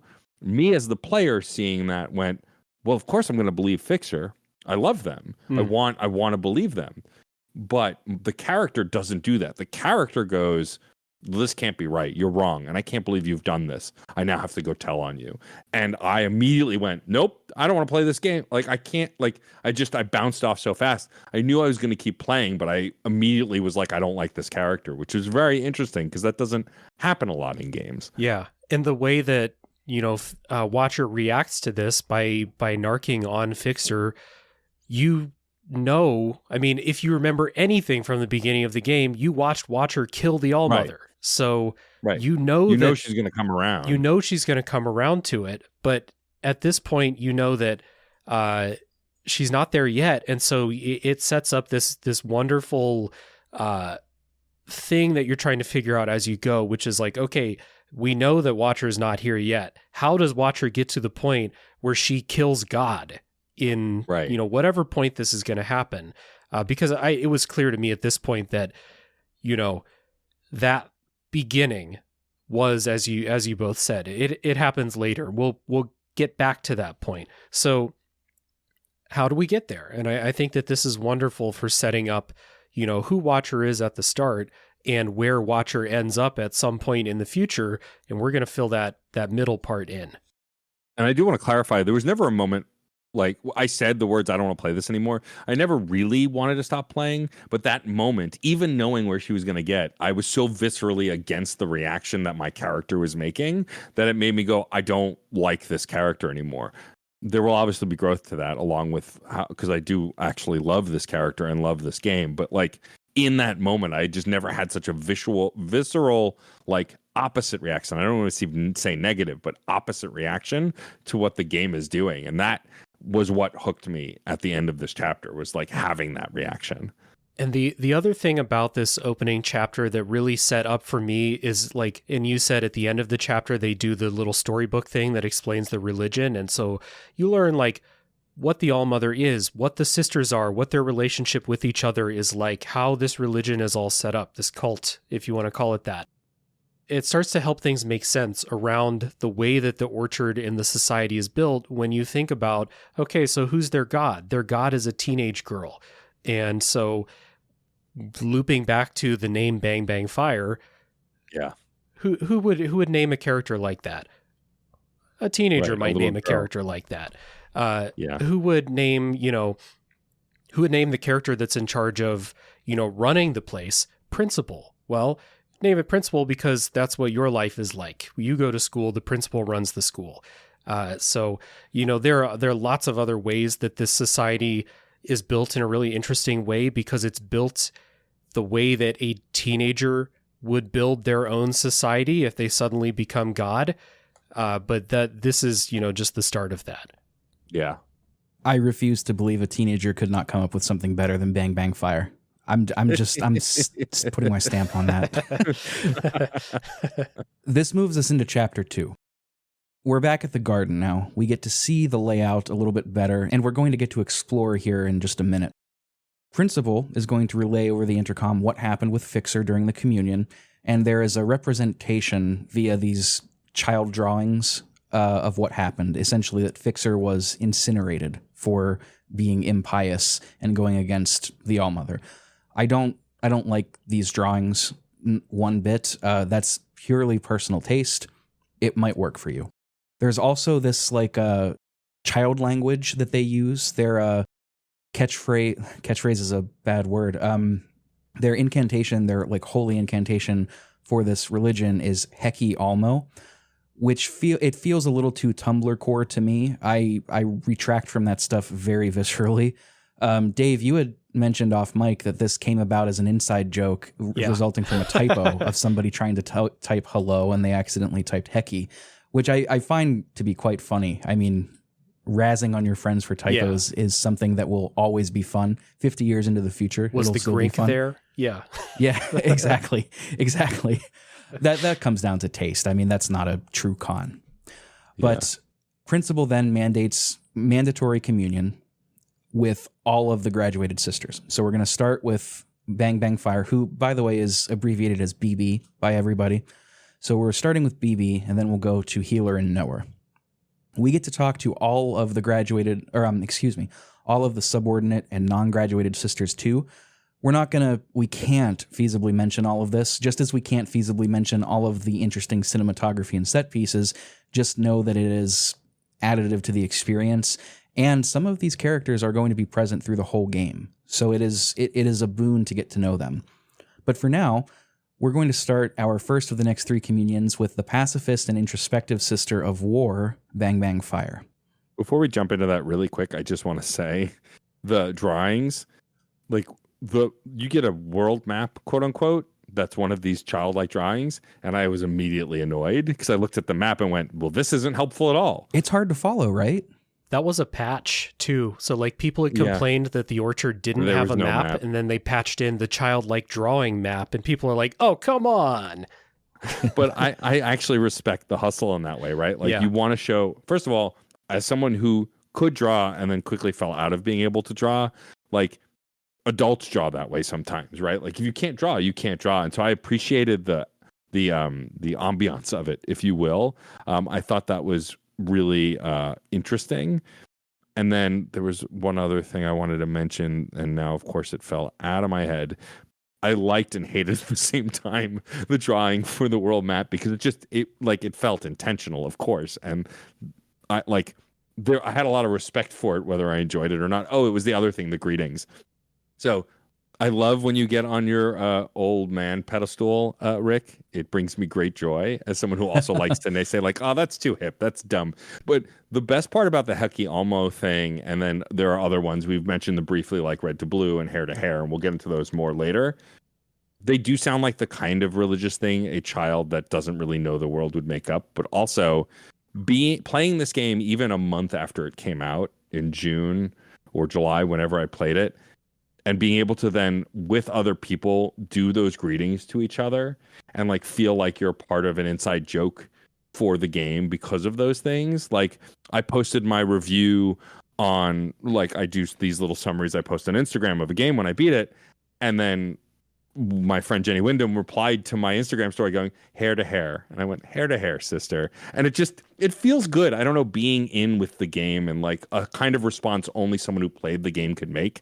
And so I get your reservations with it, and I think I would feel the same if I didn't have those inside jokey kind of moments, because anytime anyone, when one of the Discords I'm in has a 1000xRESIST channel, and anytime anyone would post anything in the early days, then someone would respond with one of those little religious responses, and I loved it. It's it's like being in on the joke, kind of. I admit I had the opposite reaction. If any of you in the Discord respond to me in this way, I will judo chop you. Do not say Heki Almo to me. I'm going to sign off this episode with that, and if you cut it, you cut it. But Exactly. I want to say though, the child drawings, they're diegetic. Like I don't think it's a Yeah. spoiler, but those come from Iris. Right. And Right. we keep calling her a child. She is a high schooler. It's not like she's 12. I just want to put that out there. High schooler, I think she could come up with better poetry than what we're about to we'll hear later. But the drawing is valid. I couldn't draw better than that, and I'm 31 exactly. at the time and of recording. I couldn't, as someone who like does not identify as a very creative person, I couldn't draw better than that. I can't come up with a name for anything. It took me 6 months to name my own podcast. So, like, you know, Bang, bang, backlog.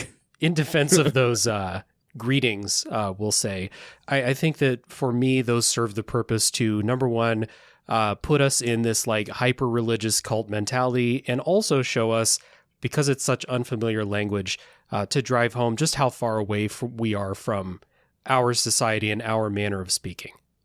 Hecky Grace. Yes, those are good points. Speaking of ingratiating ourselves within this religious sect, the communion with Bang Bang Fire starts with BB. Each of these communions is going to be a different style, and each one grows increasingly a little more abstract. But this one with BB is largely still lifes and scenes of memory with Iris and her family, which, by the way, something we didn't mention in animation, none of the speaking is animated. It is, nobody's mouth is flapping. Pragmatically, this is because that's one less animation to do, and that takes a lot of time. It's an artistic choice as well, though. Limitations breed creativity. It is practically the mantra of the show at this point. But we're seeing the memories of Iris conversing with her parents, and we learn about her parents. Her mother, who is named Clara, is painted as being very austere, bitter, frigid, and judgmental. I will admit I am bringing something to this. I see this as a very clear depiction of narcissism. Extremely clear. Somebody that has a narcissistic parent. This is close to home. The father, who I don't think is named. Is he named? Not that I know of. They usually just call him Dad. Ba, I think is how it's voiced in Mandarin. Which this game does slip back and forth between that. Iris's parents will speak Mandarin. Sorry, just a note. They're from Hong Kong, so it's probably Cantonese if they're speaking. Oh, okay. It may be Mandarin. I don't speak either language, but I do know Cantonese is the language in Hong Kong. Got it. Good catch. The father, not named, so we'll just call him Dad. He is caring to a fault. He's a mediator. He's hopeful. He is the necessary crutch that holds that family together. I think that's pretty clear. They met leaving Hong Kong during the 2019 protests. And that is coded in the game. When we're time jumping through these communions, we can see the year counter in the very bottom left.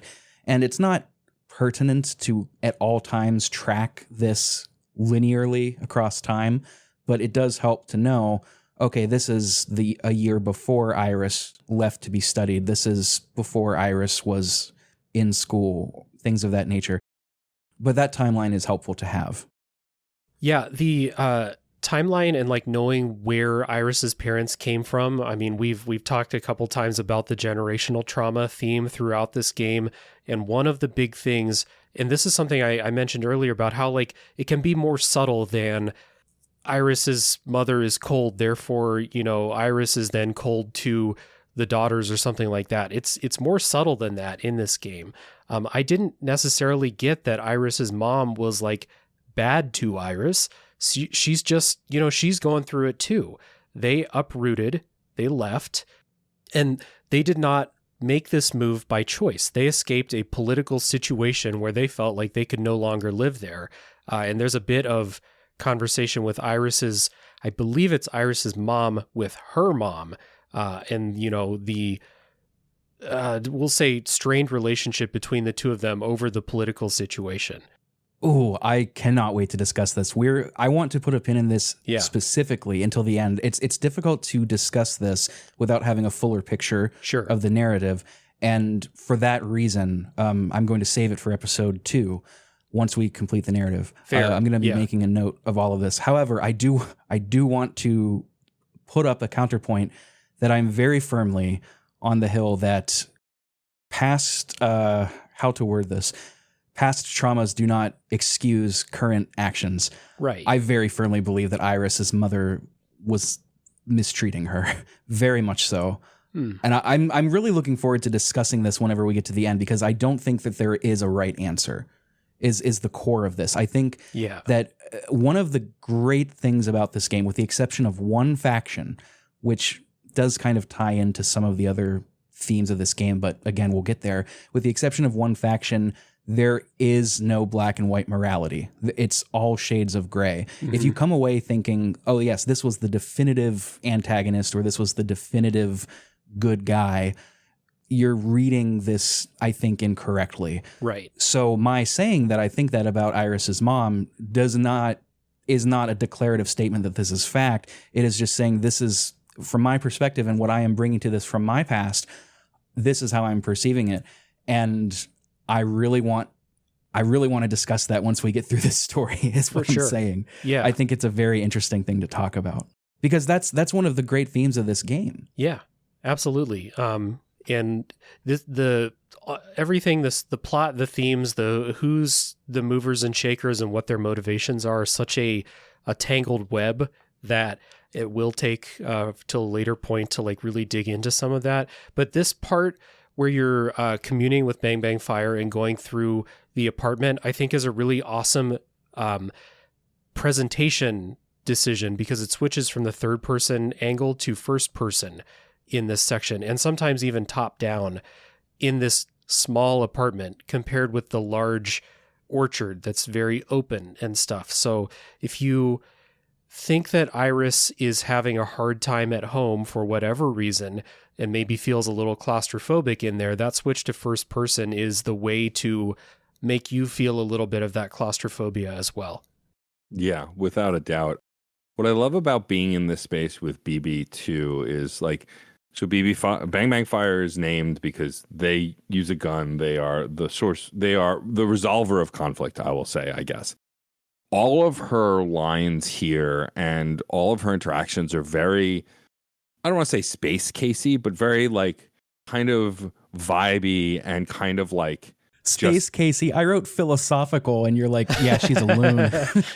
I mean, but there's it rides this line, right? She's just very much taking in her surroundings and not really being super present about the facts. Kind of, it's the, like, I'm thinking of the rain conversation, right? Which is very philosophical, right? There's a scene where she's just looking out the window, watching the rain. And when you talk to her, she won't even turn around to talk to you. She like talks at you while looking through the mirror.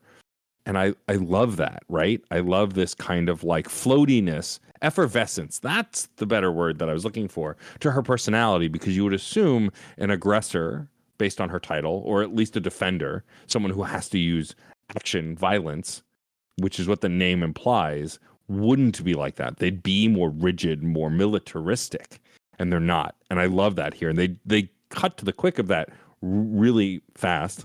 God, that was redundant, by having her have this moment in the window with the rain. And I absolutely love that dichotomy. I think it gets across BB's personality super quickly, and it's done really well. And the subsequent communions will continue to do things like that.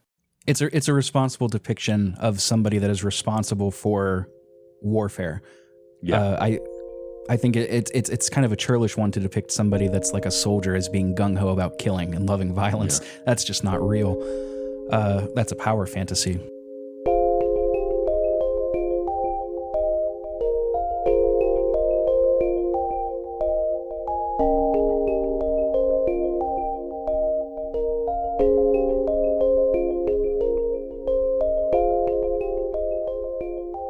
This communion ends with BB and Watcher at the Orchard Bar. They have a bar in their society. They don't drink because they don't take off their masks. One thing that we may have glossed over is that this disease is still in our space, so everybody must wear masks at all times. Otherwise, they get exposed to it and they die.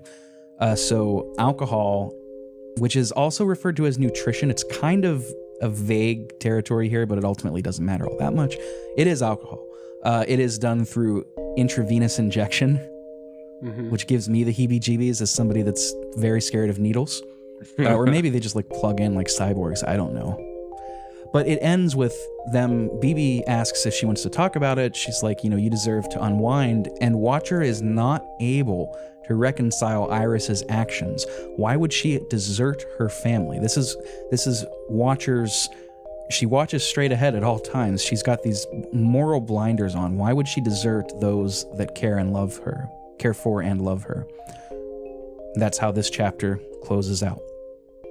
We're moving into chapter 3, and we're going to do the same process this time with Healer, another communion. Iris's birthday is coming up in the next chapter, so we'll talk about that. But Healer is really not thrilled to spend time with us. This is the first sister that we meet that is kind of actively hostile towards you, more so passive-aggressive. She blames you directly for having Fixer killed. Was Principal not clear? She was clear. Very clear. These communions are important. Yes, well, I'm sure they are to you. I am merely carrying out the All-Mother's wishes. Did you not witness the artistic rendition of... Oh, honey, I saw it all. I am well aware of what you did. You mean what Fixer did? No, I mean what you did. We shouldn't delay. It would raise suspicion. Oh my god. What? Never mind. Guess we were all the new kid once. She doesn't see it as an act of moral fortitude or of piety. She sees you as a traitor to your own. There is a light motif of free will that's going out throughout this entire thing. That'll materialize later, I think, during our ending discussions, but I did write it, so I wanted to bring that up.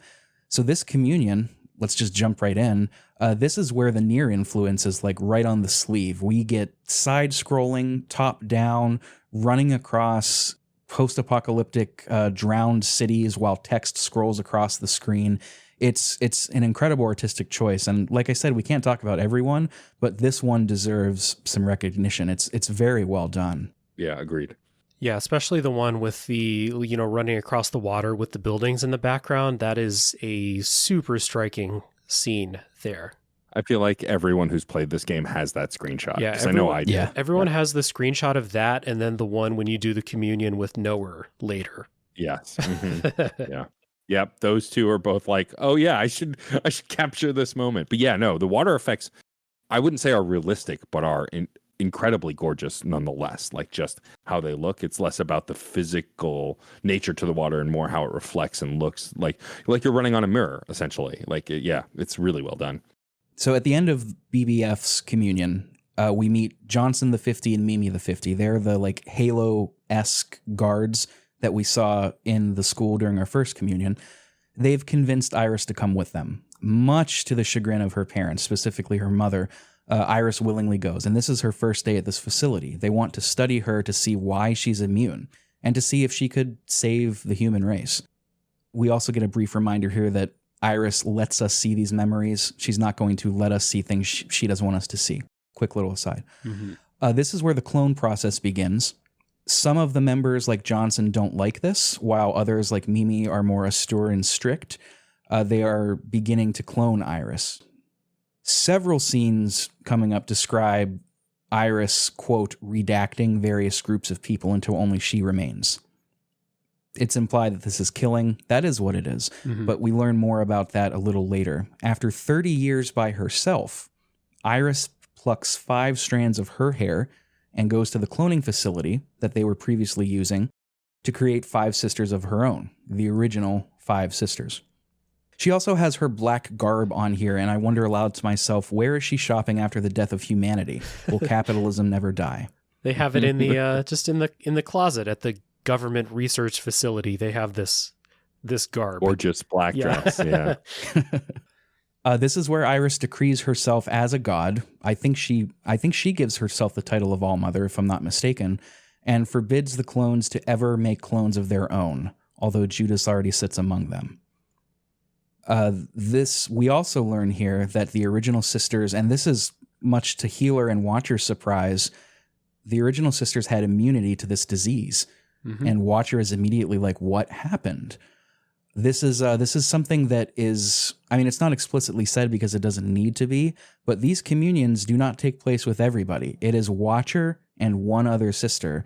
So Healer does not know what BBF saw, and vice versa. Only Watcher has a complete picture, and this kind of helps with her development, breaking away from that moral rigidity that we see of her. In these ancient sisters, the sisters all bully the youngest, who is also Blue, also Watcher. They're calling her useless. They force a hide-and-seek game. They're like, oh yeah, come look for us, and she can't find them. They're using it as a way to avoid her, kind of like Iris did to Zhao, by the way. Cycle continues. Children are cruel. It's awful. Children are terrible. Mm-hmm. But this begins to feel like a didactic parable at this point. The youngest will approach Iris and say, my sisters treat me differently. It's so lonely. And Iris will respond, so what? Am I not enough for you? My sisters, they treat me differently. So what? It's lonely. Am I not enough for you? Pardon me, oh mother. Of course you are. I want to be just like you. I know. In time, maybe you can. I'm sure they will come around. Your sisters love you. They're just jealous. My function is not my fault. It's only natural they want to be close to me. Close like we are. But that closeness comes with a price. I understand. Good. Now load the devices and let's get started. Of course. This is where they begin to hold up the sign pretty frequently of generational trauma, traveling trauma, familial narcissism. They hold up that sign quite a bit. I think they're a bit heavy-handed with it at times. Not heavy-handed in terms of depiction, but they do a whole lot of reminding you. And I think if you are like us, who are used to dissecting narratives in this way, it might come off as a lot. To the average, to somebody that doesn't engage in narratives in this way, maybe not. But I think to those of us that do this a lot, it could maybe seem a bit much. But the younger sister, I apologize, I'm just going to push through this and then we can talk about it a little bit. The younger sister, having been outcast, her sisters don't really want to spend time with her. She finds the area behind the waterfall where Iris was spending time during those 30 years of isolation. She finds drawings, Zhao's journal, reading all about how Iris kind of feels regret and grief over treating Zhao the way she did. And she finds a hair of Zhao's. And she says, we were forbidden to make clones of ourselves, but she never said we couldn't make clones of other people. So she makes this clone of Zhao that turns out to be half of a monstrosity. It's deformed. It speaks extremely slowly. But she's so proud, and she says, I'll show them how useful I can be. I'm going to show Mom that I'm not useless. I'm going to give this to her at her birthday party tomorrow. And she does. But all at once, this regret and anger and guilt at how she treated Zhao, Iris did, all comes flooding back by looking into this monstrosity. And she takes it not as a gift, but as an attack, as an act of hostility and disobedience. So in a fueled rage of guilt, she takes the cake knife for the birthday cake and slices the Zhao clone down immediately. She then points that same knife at the sister and says, haven't I done enough for you? Did I not give you life? Have I not given you everything you have? Am I so wretched and vile to deserve to be treated like this?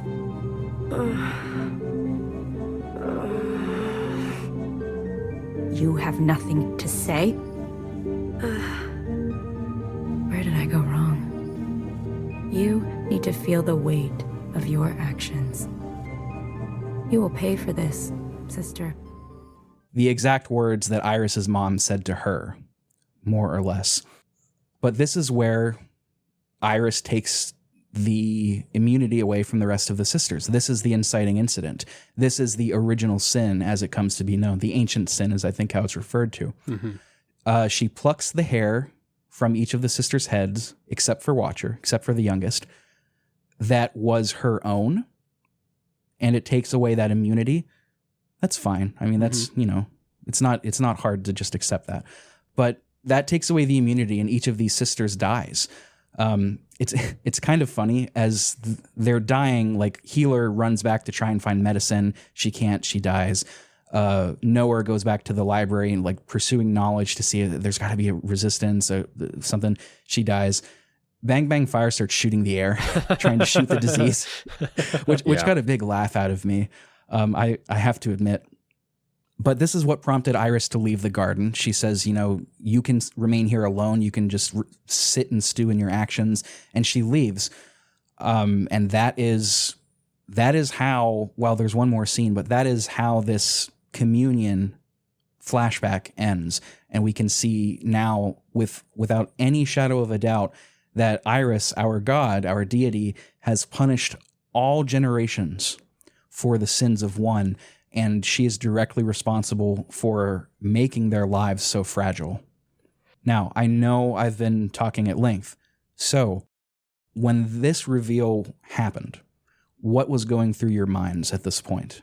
What was going through my mind is the how, I talked about earlier how I don't have a very religious background. So, like, the fine details of the word communion were a bit lost on me, but anyone who's familiar with the Christian God and things like that, you'll see something like this and be like, oh, okay, so we're being punished for our sins. We must live good lives so that we can then go to heaven, or in this game, go to the other side with the All-Mother and join the fight. That is, you have atoned to a level where you're welcome back to her side, right? So that was the first thing that came to my mind here. But again, bringing back that question of if these communions are what Iris allows us to see, why would she let us see this? This is a terrible thing that we're seeing here. So It started to really bring that question to my mind of, okay, we're seeing this. We see that Iris is cruel and vindictive, and she has basically damned an entire set of generations to living with these masks on, under the constant threat of the virus, and she ended up getting killed for it. And we've put together by this point that I think the reason that she got killed by Watcher is because what have Watchers seen in these communions? So I started to think, does Iris want this to happen? Is Iris showing this to us because she wants to radicalize somebody? Someone needs to come end this. That's what I was thinking during this part. Yeah, I mean, it's interesting, right? Like the child, first of all, I share your vehement hatred for how cruel kids can be, Rick, as I assume, like you, received a similar amount of bullying. And so to see it played Excuse me? Yeah, right. You look like you're a bully. You? What? The fat goth kid? Never. Like I like to say on my podcast sometimes, yeah, it might be hard to believe, but I was picked on as a child. I know, shocking.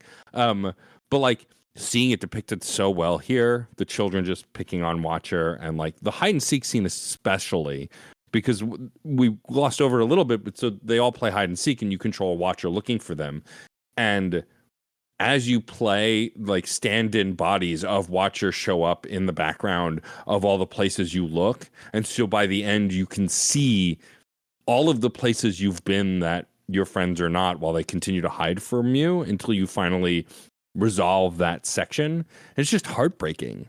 And I think for me, then and then immediately when she finds the Zhao journal and makes the clone of Zhao, I go, this won't end well. Like I immediately knew before. And I think some of that is the little beginning part of Watcher killing Iris. Like obviously there's some connection back to this inciting event, but like the youngest being the original sin, the original sister to commit this horrendous crime that then like and we'll talk about it even more, like will be the thing that we refer to time and time again, and will only become this story, this part of the story will only become more important as the game goes on.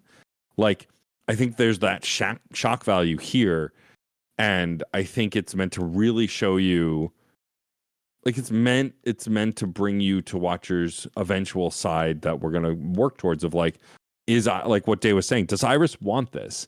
Is Iris tired of living, essentially, right? Like, think about immortality and in the ways in which narratives talk about immortality. And so I think this is touching on that even a little bit, that we'll only see more. And it was fascinating because while in chapter 1 and 2, I was intrigued by the end of chapter 3 and this moment with the Zhao clone, I was invested. Like, this was the turnover point for me where I was really sucked into the narrative and I couldn't wait to play the next chapter. It's prescient to tune into that idea of, one, the loneliness of immortality, and two, this idea that perhaps Iris wants us to see this. It ties into the theme and the challenge that I give to all of the players of this game, or perhaps listeners who maybe just skimmed through it and are now rediscovering nuggets of, philosophy, narrative goodness, whatever.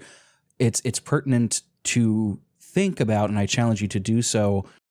The theme of this game is the interpretation of and the actions that sprout out of past events and our past, our shared past, both as individuals and as family units, as religious identities, and as a race of human beings.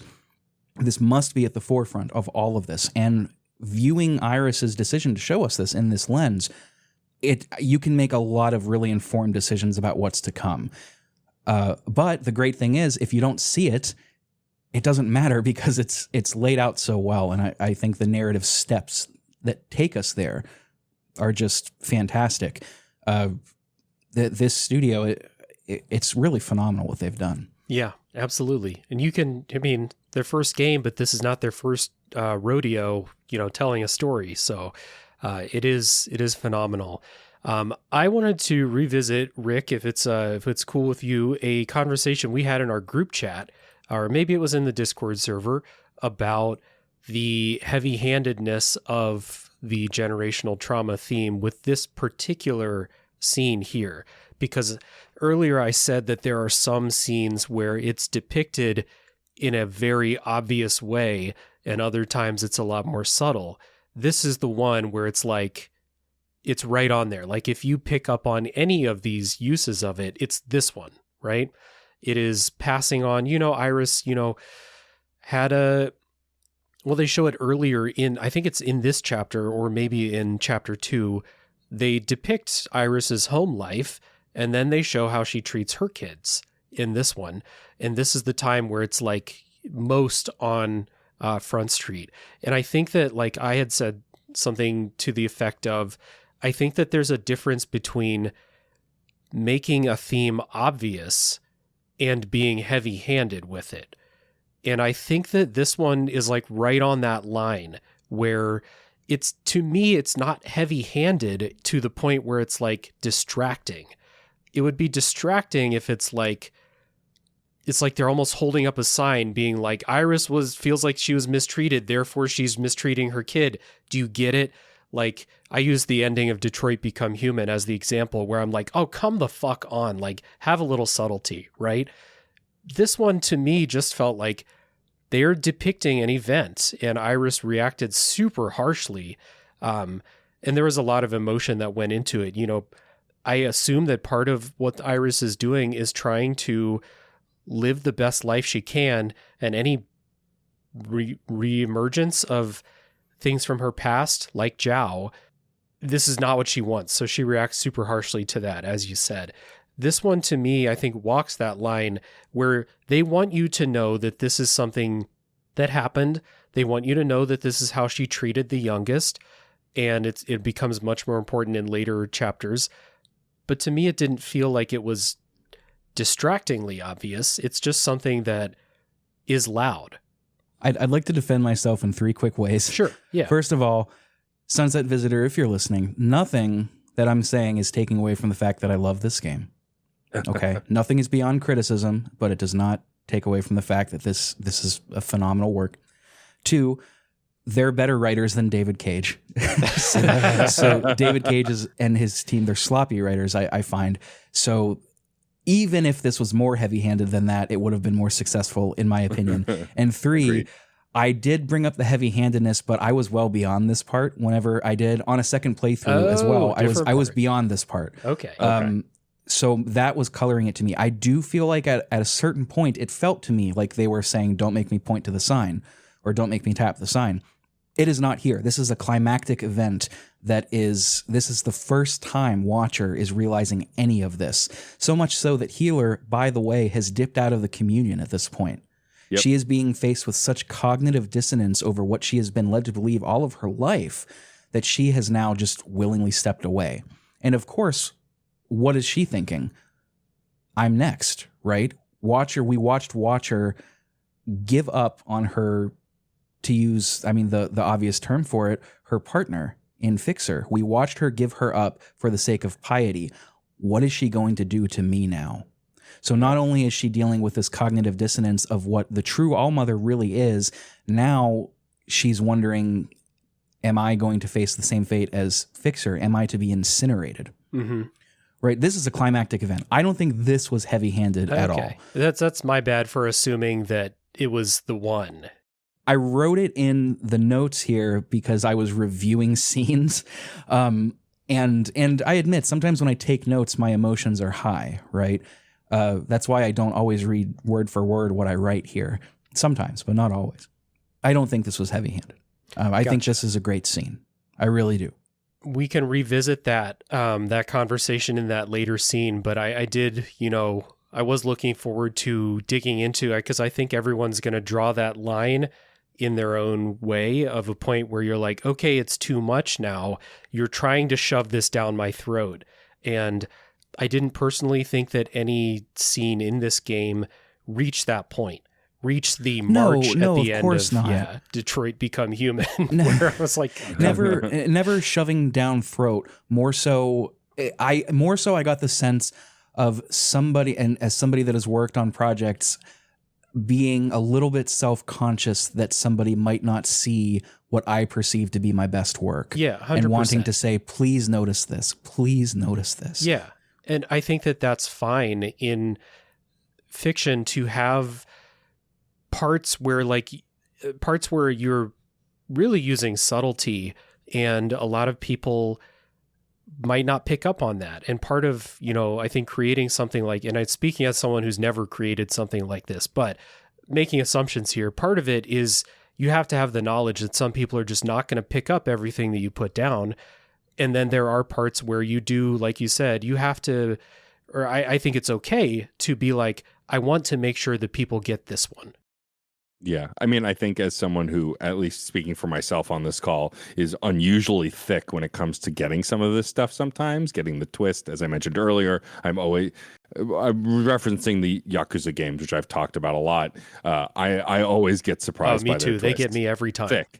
never, always blindsided by them. And so in that sense, like moments like this for me read as, oh, cool, I know what's going on, right? Because I am known to miss subtle messages until I watch a great video essay on it somewhere on the internet, because that's usually how I connect dots. And so I'm appreciative for moments like this. I am curious, Rick, when we do get to that point that you were referencing to, just because I will then be curious, was it obvious to me the person who's thick and could miss water washing my face? So, but I also like that storytelling hit, like Dave was saying, and even like you were saying, Rick, we're all very analytical people who are used to analyzing things. And so we are looking for details that other folks may not. And so I am curious as we go through this, especially discussing it again for the first time since finishing it, if I'll see those same obvious moments that you did, or will they have washed over me a little differently? Because it already seems like we are all taking in different levels of parts of this game based on our experiences and based on just how the game delivers those mechanisms, so to speak. Well, that's the beauty of this game, is that there are obvious things about the story that everyone is going to pick up, like this moment here, right? You're going to pick up that Iris is cruel to her child, but everybody with this game touches on so many real life and like lived experiences that everyone is going to play this and come out with different connections to it. And I just want to say that if I wasn't taking podcast notes when I was playing this game, I would have missed so much more that I picked up, because there just is so much here. Yeah, absolutely so. And that especially is going to color some of the religious and familial themes that are in here too. I don't know that it's like one spot where I felt it was particularly much. I'll try to call it out if I remember when we get there, but it certainly wasn't here. As I alluded to a little bit ago, Healer did dip out. She was feeling, that cognitive dissonance, as well as what's going to happen with Watcher. She's still furious at Watcher, by the way, when we confront her for blindly following this dogmatic order and giving up her true relationship, her friends, her sisters, for this religion. The youngest, the ancient sister, she loses everything. Is that troubling to you at all? It happened. I accept it. You're so full of shit. Can I be real with you? Actually, wait, don't answer that. Can you be real with me? Why do people always ask me that? You loved Fixer, didn't you? What does this have to do with her? You loved her and you had her killed. She left me no choice. You sure? No choice. And how do you feel about that now? Healer is wise beyond her years in terms, especially in comparison with Watcher, at least morally speaking. This is how this chapter ends, and for this episode, this is where we are going to conclude. Moving forward, we still have Knower's communion, and we'll move into Act 2, which I can't really talk about what it is without spoilers, but one thing that I would like to prime our listeners to think about as we move forward is we have not yet got to that in medias res moment, and something that Act 2 explores immediately is this idea that I referenced way at the beginning, Nietzsche's God is dead theory. If God is dead, the more interesting line of thought is, how do we proceed in a society without that dogmatic guidance? How do we proceed to become our own gods? And how is society going to be shaped morally and socially without those moral guide rails? That is what Act 2 in this explores, and that's where the political ideologies also begin to bloom and come into play. And it's really interesting. It's where all of my favorite parts of this game are, maybe with the exception of this scene. But that's where it all is, and it's going to be really great fun to talk about. I'm really looking forward to it. Until then, please enjoy the rest of this episode. If you haven't checked out the episodes that we've done since the hiatus has ended, which at this point should just be 13 Sentinels, or if you're listening into the future, who knows what, go check that out. And until then, play this game or finish it if you haven't. It's really worth your time.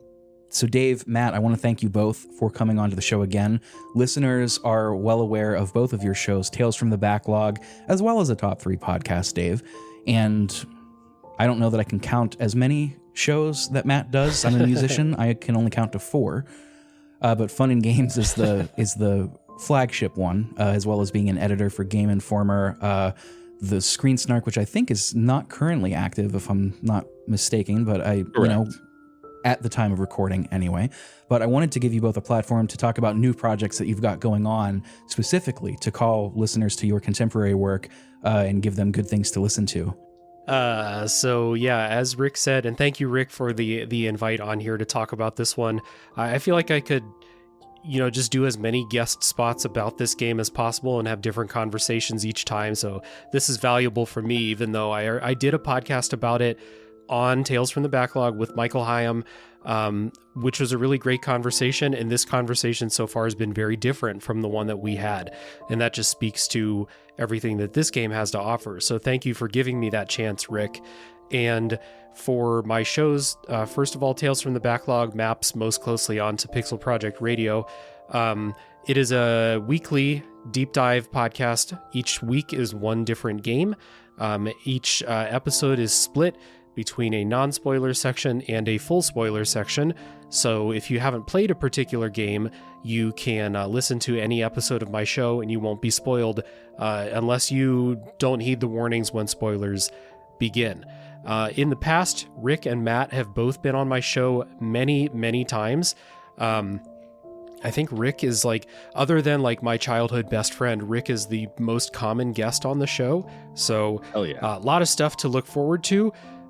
We most recently did Lisa the Painful, which was a really good conversation in a game that I enjoyed playing and talking about. We also have one in the works about Night in the Woods, which is another one that if you know Rick, you know Rick's got stuff to say about that game.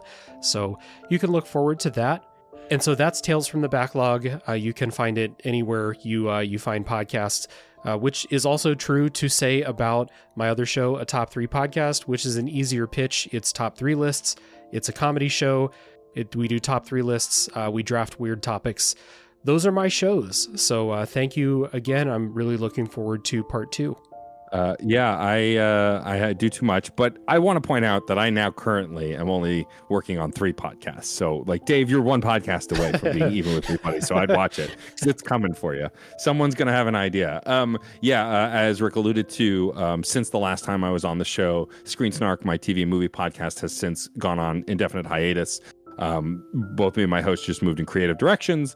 We're still both very good friends who make jokes on the internet constantly. We've just moved apart from working on that show, but there's a backlog of it. Dave was a guest. You can go listen to it. It's still up.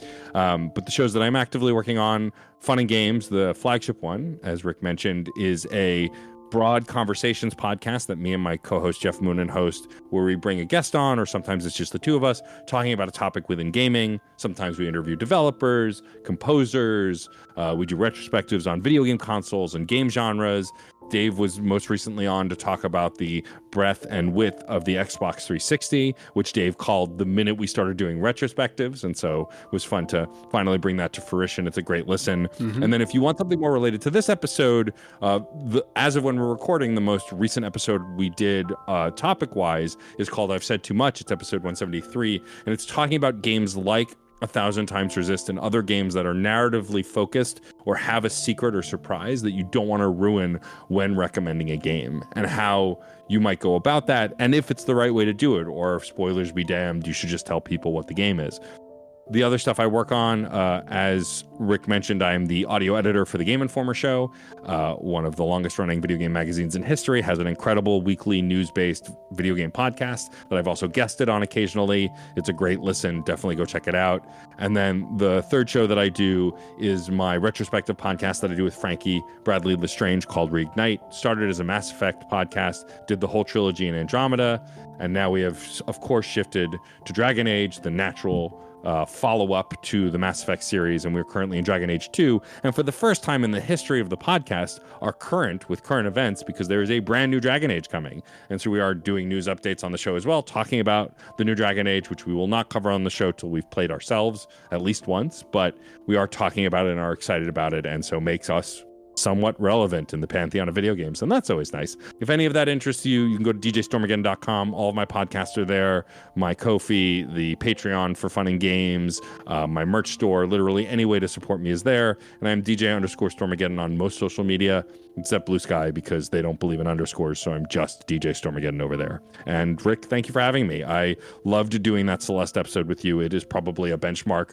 for guest appearances as far as great conversations, which I hope folks have listened to, and if haven't, we'll go back to. And I'm always excited to come back on here because I feel like we have a lot of similar sensibilities about why we love games and talking about them, and this show's a blast. So thank you for having me. I appreciate it. I appreciate both of you very much.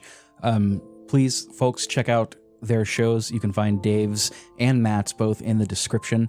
All of their links will be there. They also have socials if you want to keep up with them on the internet. We have socials as well. You can find that in the description along with Dave's and Matt's. You can find links to our Patreon.